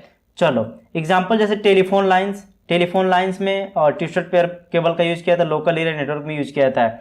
तो ट्विस्टेड टेलीफोन लाइंस वगैरह जब देखना ना, उसे खोल कर देखना कि कैसा केबल है, तो ऐसा ही मिलेगा आपको। ठीक है। तो चलो फिर समझते कोएक्सियल केबल क्या होता है। Very commonly use transmission media for example TV wires is usually a coaxial cable. चलो अभी जाना घर पे, डिश आपके छत पे लगा होगा, केबल निकाल लेना और उसे देखना। ऐसे कुछ आपको देखने के लिए मिलेगा, पीस से आपको ऐसा निकला रहेगा, कॉपर वायर एक रहेगा, फिर ऊपर एक इंसुलेशन लगा रहेगा, फिर एक कॉपर मेश रहेगा जालीदार आपका, इसे जालीदार ऐसे ऐसे ऐसे मान लो ऐसे है ना, ऐसे ऐसे ऐसे ऐसे ऐसे ऐसे ऐसे ऐसे जालीदार देखने के लिए मिलेगा। और ये आउटसाइड इंसुलेशन होता है, व्हाइट कलर का आपको देखने के मिल रहा होगा प्लास्टिक जैसा। अभी जाओ छत पे पहुंच जाओ, ठीक है छत पे पहुंचो और वहां पे देखो निकाल के कि ऐसा है कि नहीं है, फिर आके मुझे बताना। अब छत पे नहीं जाना है तो डिश के पीछे जो सेटअप बॉक्स होता है उसे निकाल के देखो जाओ, ठीक है। तो प्रैक्टिकल देखो, मजा आएगा। ठीक, चलो आते हैं अपने पॉइंट पे। बिगाड़ मत देना, नहीं तो मम्मी मारेंगी, कहेंगे तुमने क्या कर दिया, मेरा सीरियल मिस हो रहा है, ठीक है। पापा बोलेंगे मैं न्यूज़ नहीं देख पा रहा। ऐसा मत करना, सीरियल वगैरह देखना देना उनको, अच्छे से देखना, अच्छे से निकाल के देखना। ठीक, चलो आते हैं यहाँ पे। It has a higher frequency as compare to twisted pair cable. इसके पास हायर फ्रीक्वेंसी होती है as compare to twisted pair cable के मुकाबले, ठीक है। उसके बाद देखो, the inner conductor of the coaxial cable is made up of copper. जो सबसे अंदर का होता है ना, ये वाला कॉपर का बना होता है। And the outer conductor is made up of copper mesh, ये कॉपर मेश है, ये आउटर वाला, ठीक। The middle core is made up of non conductive. Middle जो होता है वो आपका नॉन कंडक्टिव होता है cover, that separate the inner conductor from the outer conductor, जो कि सेपरेट कर रहा होता है इनर कंडक्टर को आउटर कंडक्टर से, ठीक है। सेपरेट नहीं करेगा तो प्रॉब्लम क्रिएट हो जाएगी वहाँ पे। The middle core is responsible for the data transferring where the copper mesh prevents from the EMI electromagnetic interference. देखो मिडिल कोर जो होता है ना, वही डेटा ट्रांसफर करता है। और जो मेश लगा देते हैं, जो मेश लगा है ना, ये जो ऊपर वाला यार मेश जो लगा देते हैं, ये इलेक्ट्रोमैग्नेटिक इंटरफेरेंस वगैरह जो हो रहा होता है ना, उससे हमें बचाता है, ठीक है। आपके डेटा को बचा रहा होता है, ट्रांसफर जो हो रहा होता है उसको बचा रहा होता है ये। एग्जाम्पल के लिए distribution of cable television signals, ये सबसे बेस्ट एग्जाम्पल टेलीविजन केबल जो डिश वगैरह में लगता है, ठीक। चलो ऑप्टिकल फाइबर देखते हैं। ऑप्टिकल फाइबर का क्या है, चलो देखते हैं। Uses electrical signal for communication, ये इलेक्ट्रिकल सिग्नल्स यूज करता है कम्युनिकेशन के लिए, पल्सेस वगैरह का कॉन्सेप्ट यूज करता है। और uses the send the data bye pulses of light, ठीक है। लाइट के पल्सेस होते हैं उसके फॉर्म में डेटा को ट्रांसफर कर रहा होता है। The plastic coating protect the optical fibre from heat, एक प्लास्टिक की कोटिंग होती है जो कि हीट से बचाती है, कोल्ड से बचाती है, ठंड से, इलेक्ट्रोमैग्नेटिक इंटरफेरेंस से बचाती है। एंड और भी from other types of wiring, ठीक। Faster data transmission than copper wires, copper wires के ज़्यादा इसमें डेटा ट्रांसफर होता है, फास्ट है, क्योंकि लाइट की स्पीड जानते हो, लाइट से ज़्यादा क्या है, किसकी स्पीड है, समझ रहे हो। तो लाइट के ज़्यादा स्पीड से डेटा को ट्रांसफर किया जाता है, ठीक। एग्जाम्पल के लिए providing gigabytes internet speed to user. देखो जीबी में अगर इंटरनेट स्पीड अगर प्रोवाइड करना है तो वहाँ पे हम यूज करते हैं ऑप्टिकल फाइबर। अगर आपके घर पे राउटर लगा होगा ना, तो राउटर का जो केबल आता है ज़्यादातर वो ऑप्टिकल फाइबर ही आता है, उसे निकाल कर एक बार देखना। तो अगर आप ध्यान से देखोगे ना कि जब आपके घर पे लगाने के लिए आया होगा तो वो मैच कराता है, दो केबल को मैच करा कर राउटर में फिर लगाता है, ध्यान दिए होगे। तो वो पल्सेस के फॉर्म में ये, मतलब एक बार देखना यार, मतलब अगर घर पे राउटर लगा होगा तो केबल निकाल के एक बार देखना, तो वो आपका ऑप्टिकल फाइबर होता है। अब ये ना कहना कि मैं आपको सिखा रहा हूँ चीज़, जाओ बिगाड़ो, खोल के देखो और फिर बिगड़ गया तो मुझे ब्लेम करना कि इन्होंने ही बोला था। ऐसा मत करना, बिगाड़ना मत, अच्छे से निकालना, अच्छे से देख लेना, ठीक है। चलो अब बात करते हैं अनगाइडेड की। एक साइड में हमने बात किया था ना, एक गाइडेड थी जो कि वायर्ड वाली थी। अनगाइडेड जो होता है ये अनवायर्ड होता है। यहाँ पर वायर्ड कॉपी पेस्ट में यार थोड़ा लिखने में दिक्कत हो जाता है, ठीक है। अनवायर्ड लिख लेना, यहाँ पे अनवायर्ड मीडिया होती है, वायर्ड नहीं होती है, ठीक। देखो, transmit the electromagnetic wave without using any physical medium, बिना फिजिकल मीडियम के ये डेटा को ट्रांसफर करता है, यहाँ तार वगैरह की कोई दिक्कत नहीं होती है। Therefore is also known as wireless transmission, इसलिए इसे वायरलेस ट्रांसमिशन भी कहते हैं, ठीक है। चलो पहले नंबर बात करते हैं रेडियो वेव्स। रेडियो वेव्स का नाम तो आप लोग सुने होंगे। देखो, radio waves are the electromagnetic waves, ये इलेक्ट्रोमैग्नेटिक वेव्स होती हैं that are transmitted in all the direction of free space, जो कि हर डायरेक्शन में ट्रांसफर हो रही होती है। ऐसा नहीं कि किसी एक ही पाथ पे जा रही होंगी, ऐसा कुछ नहीं है, सभी पाथ पे जा रही होती हैं। Radio waves are omnidirectional. Omni direction का मतलब ये होता है ना, ऑल डायरेक्शन, ऑल डायरेक्शन ही समझ लो इसका मतलब होता है, यानी कि जहाँ मैसेज जाएगा हर चारों तरफ जाएगा, जहाँ भी पकड़ लो पकड़ा जाएगा मैसेज। चलो, the signals are propagated in all the direction, ठीक। उसके बाद देखो, the range in frequency of radio waves from 3 kilohertz to 1 kilohertz, इतना होता है, ठीक है। चलो एग्जाम्पल में FM रेडियो को ले सकते हैं। जैसे पहले के लोग यार FM रेडियो सुनते, तब तो बहुत कम FM रेडियो देखने के लिए मिल रहा है, नहीं तो यार देखो पुराने गाने जो होते हैं ना, तो वो मज़े आते हैं यार रेडियो में ही सुनने में, नहीं मज़ा आता है सुनने में। जैसे कि ये शाम मस्तानी, नहीं अगर ये शाम को गाना, मतलब शाम का मौसम हो, आपके पास रेडियो, आपके बगल में चाय हो, ठीक है, और ये गाना सुनो तो यार अलग ही फीलिंग आती है, ठीक है। तो कभी ट्राई करना, ठीक है ना, रेडियो हो तो फ़ोन में ही बजा के कभी चाय के साथ बैठना, शाम में मज़ा आएगा। चलो, माइक्रोवेव्स क्या होती है, इसमें है फ्रीक्वेंसी रेंज। इसकी फ्रीक्वेंसी रेंज जो होती है 4 to 6 गीगाहर्ट्ज़ से 21 to 23 गीगाहर्ट्ज़ तक होती है फ्रीक्वेंसी रेंज। बैंडविथ इसकी क्या होती है, 1 to 10 Mbps इसकी बैंडविथ होती है। Short distance, it is inexpensive for short distance के लिए इनएक्सपेंसिव है। लॉन्ग डिस्टेंस ये एक्सपेंसिव हो जाता है लॉन्ग डिस्टेंस के लिए, ठीक है। और जैसे कि लॉन्ग डिस्टेंस के लिए it requires higher tower for longer distance, high towers की जरूरत पड़ती है लॉन्गर डिस्टेंस के लिए। एटेन्यूएशन में क्या होता है, attenuation means loss of signal, ठीक है।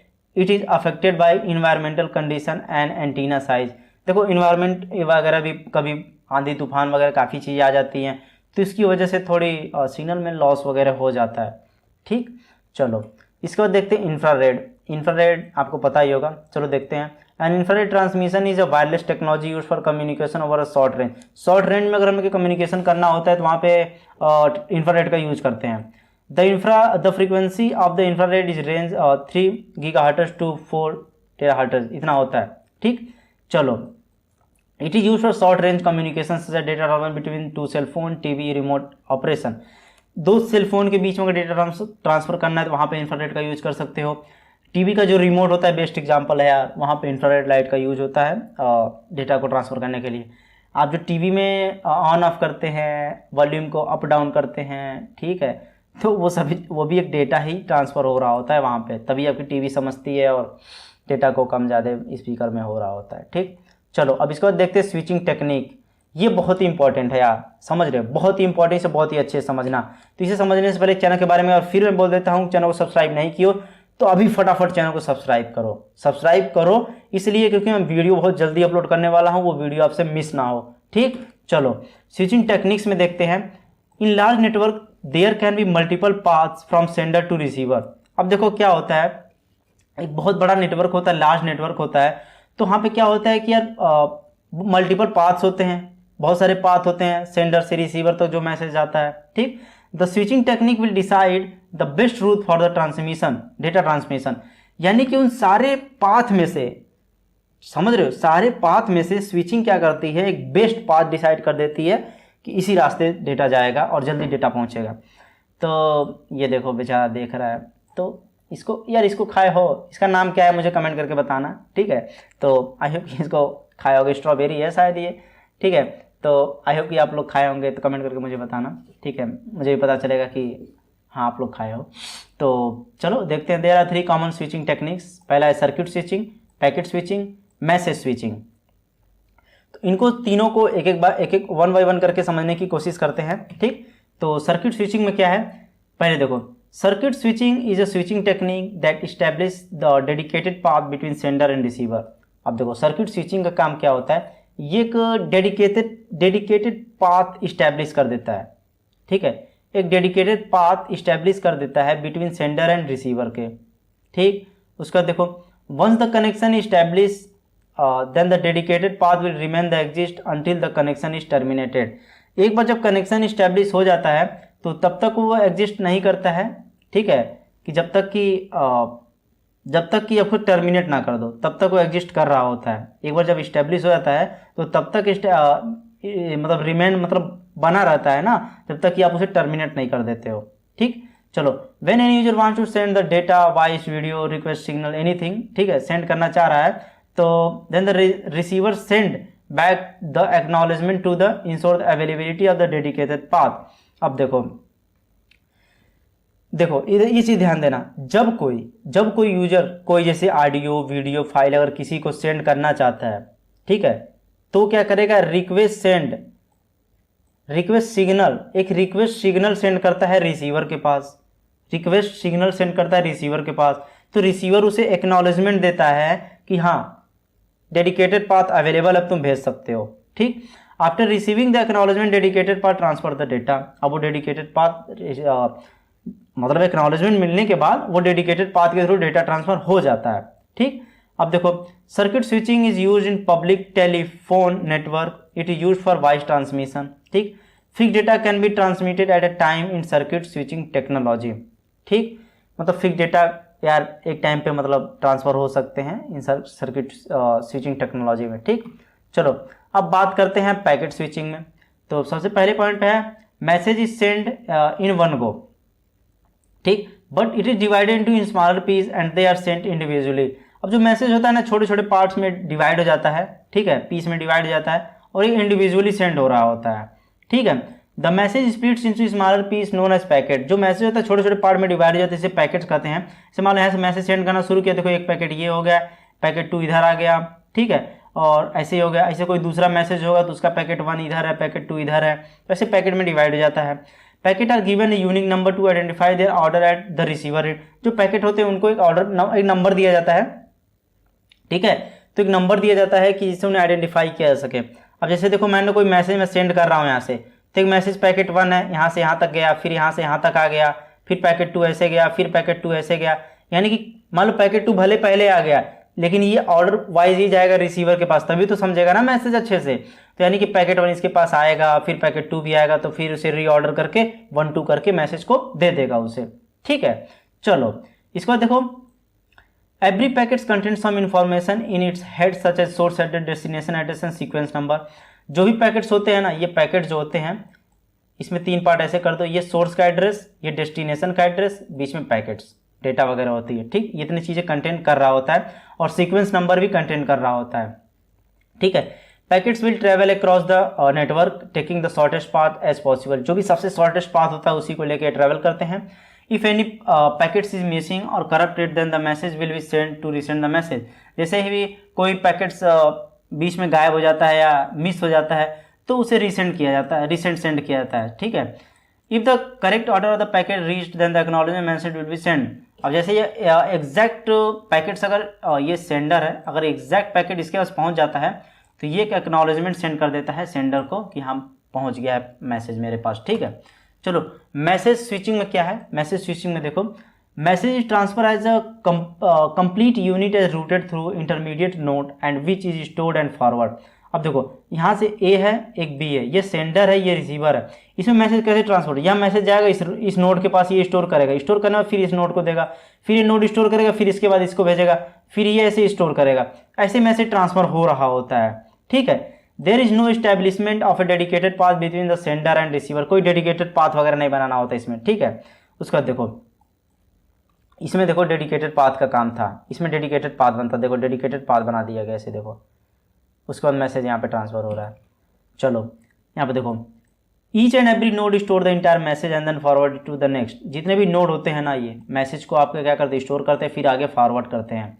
This type of network known and store and forward network. इसे हम स्टोर एंड फॉरवर्ड नेटवर्क कहते हैं। ठीक है, ऐसा नहीं होता है कि डायरेक्ट ट्रांसफर होता है, स्टोर करता है फिर फॉरवर्ड करता है, इसलिए इसे स्टोर एंड फॉरवर्ड नेटवर्क कहते हैं। ठीक है, चलो अब बात करते हैं मल्टीप्लेक्सिंग का। तो मल्टीप्लेक्सिंग काफ़ी इंपॉर्टेंट है। आप COA कंप्यूटर ऑर्गेनाइजेशन आर्किटेक्चर का कॉन्सेप्ट जब पढ़े होंगे, मल्टीप्लेक्सिंग बहुत अच्छे से आपको बताया गया होगा। फिर भी चलो यहाँ पे समझ लेते हैं थोड़ा बहुत इसका कॉन्सेप्ट। तो मल्टीप्लेक्सिंग में देखो multiplexion is a technique use to combine and send the multiple data stream over a single medium. Multiplexing basically क्या होता है, बहुत सारे सिग्नल्स आ रहे होते हैं। ये एग्जांपल देखो, यहाँ पे बहुत सारे सिग्नल्स आ रहे हैं, तो यहाँ पे मक्स लगाए। मल्टीप्लेक्सिंग क्या होता है, ये सिंगल में कन्वर्ट कर देता है। बहुत सारे सिग्नल्स आ रहे हैं, तो यहाँ पे एक मल्टीप्लेक्सिंग कॉन्सेप्ट का सिंगल में कन्वर्ट कर देता है उसे। यही करना काम होता है मल्टीप्लेक्सिंग का। मक्स यूज करते हैं मल्टीपल सिग्नल को वन सिग्नल में कन्वर्ट करने के लिए। ठीक है, the process of combining data stream is known as multiplexing. जो प्रोसेस होता है कंबाइनिंग करने का उसे मल्टीप्लेक्सिंग कहते हैं। And hardware use for multiplexing is known as multiplexer. ठीक, जो हार्डवेयर यूज होता है मल्टीप्लेक्सिंग करने के लिए, यानी कि जो बहुत सारे सिग्नल्स आ रहे होते हैं उन्हें सिंगल में करने के लिए जो हार्डवेयर यूज करते हैं उसे मल्टीप्लेक्सर कहते हैं। Demultiplexing is achieve by using a device called multiplexer. अब देखो सिंगल आ गया तो जब रिसीवर के पास जाएगा तो सिंगल आने के बाद इसे एग्जैक्ट उतने सिंगल में बाहर भी निकालना है, तो यानी यहाँ पर डीमक्स का यूज किया था, डीमल्टीप्लेक्सिंग किया था वहाँ पे। ठीक है, तो वहाँ पर डीमल्टीप्लेक्सर किया यूज किया था डीमल्टीप्लेक्सिंग करने के लिए। ठीक है, तो वैसे ही देखो ये एग्जांपल आपको मैं समझा रहा हूँ, यहाँ पर शायद समझ में आ जाए। तो सिग्नल देखो आ रहे, सिग्नल 1 2 3 3 सिग्नल आए, तीनों सिग्नल को मिलाकर इन्होंने सिंगल कर दिया। ये सिंगल मैसेज जा रहा है रिसीवर पर, डीमक्स क्या करेगा, सिंगल मैसेज को लेगा और सिग्नल 1 2 3 में एज इट इज कर देगा। तो ये होता है सिंगल मल्टीप्लेक्सिंग एंड डीमल्टीप्लेक्सिंग का कॉन्सेप्ट। ठीक है, अब देखो आखिर में मल्टीप्लेक्सिंग की जरूरत क्यों पड़ी। ठीक है, when multiple signal share the common medium. देखो बहुत सारे अगर सिग्नल्स हैं एक कॉमन मीडियम को अगर शेयर कर रहे हैं तो there is a possibility of collision, एक पॉसिबिलिटी हो सकती है कोलिजन की। मतलब यार देखो बहुत सारे सिग्नल्स हैं अगर एक ही मीडियम पर जा रहे हैं तो पॉसिबिलिटी है कोलिजन का, ठीक है। तो multiplexing concept use to avoid such collision, कैसे उसका कॉन्सेप्ट यूज होता है, यानी कि बहुत सारे सिग्नल्स आ रहे हैं तो उन्हें क्या करता है वो सिग्नल सिंगल में कर देता है। तो अगर आ गया तो यार कैसे कोलाइड करेगा, ये ऐसे ही रहेगा सिंगल बहुत सारे डिफरेंट तो कोलाइड नहीं करेंगे, ठीक है। उसको देखो transmission services are very expensive, transmission services इसकी बहुत ही एक्सपेंसिव होती हैं, ठीक है। और जैसे कि चीज़ और मैं बता देता हूँ, अगर बहुत सारे सिग्नल एक ही मीडियम में ट्रैवल कर रहे हैं तो कोलिजन होता है। अगर वैसे ही अगर हम इस सिग्नल्स को रिड्यूस कर देते हैं, मान चलो अगर 20 हैं, ये 20 सिग्नल्स जा रहे हैं एक ही साथ में, अगर 20 जाएंगे एक साथ तो कोलिजन होगा। और 20 को सोचो मल्टीप्लेक्सिंग करके हम 2 बार मल्टीप्लेक्सिंग अगर कर देते हैं तो एक बार में एक हो गया, एक बार में ये, तब 2 ही सिग्नल ट्रांसफर होंगे तो एक दूसरे से कोलाइड बहुत कम करेंगे, ठीक है। तो ये कॉन्सेप्ट होता है, ठीक है। तो and congratulation to all of you जिन लोगों ने ये वीडियो अभी तक देखी, और ये वीडियो हम लोग की हैप्पी एंडिंग हो चुकी है, ठीक है। And thank you so much for watching this video.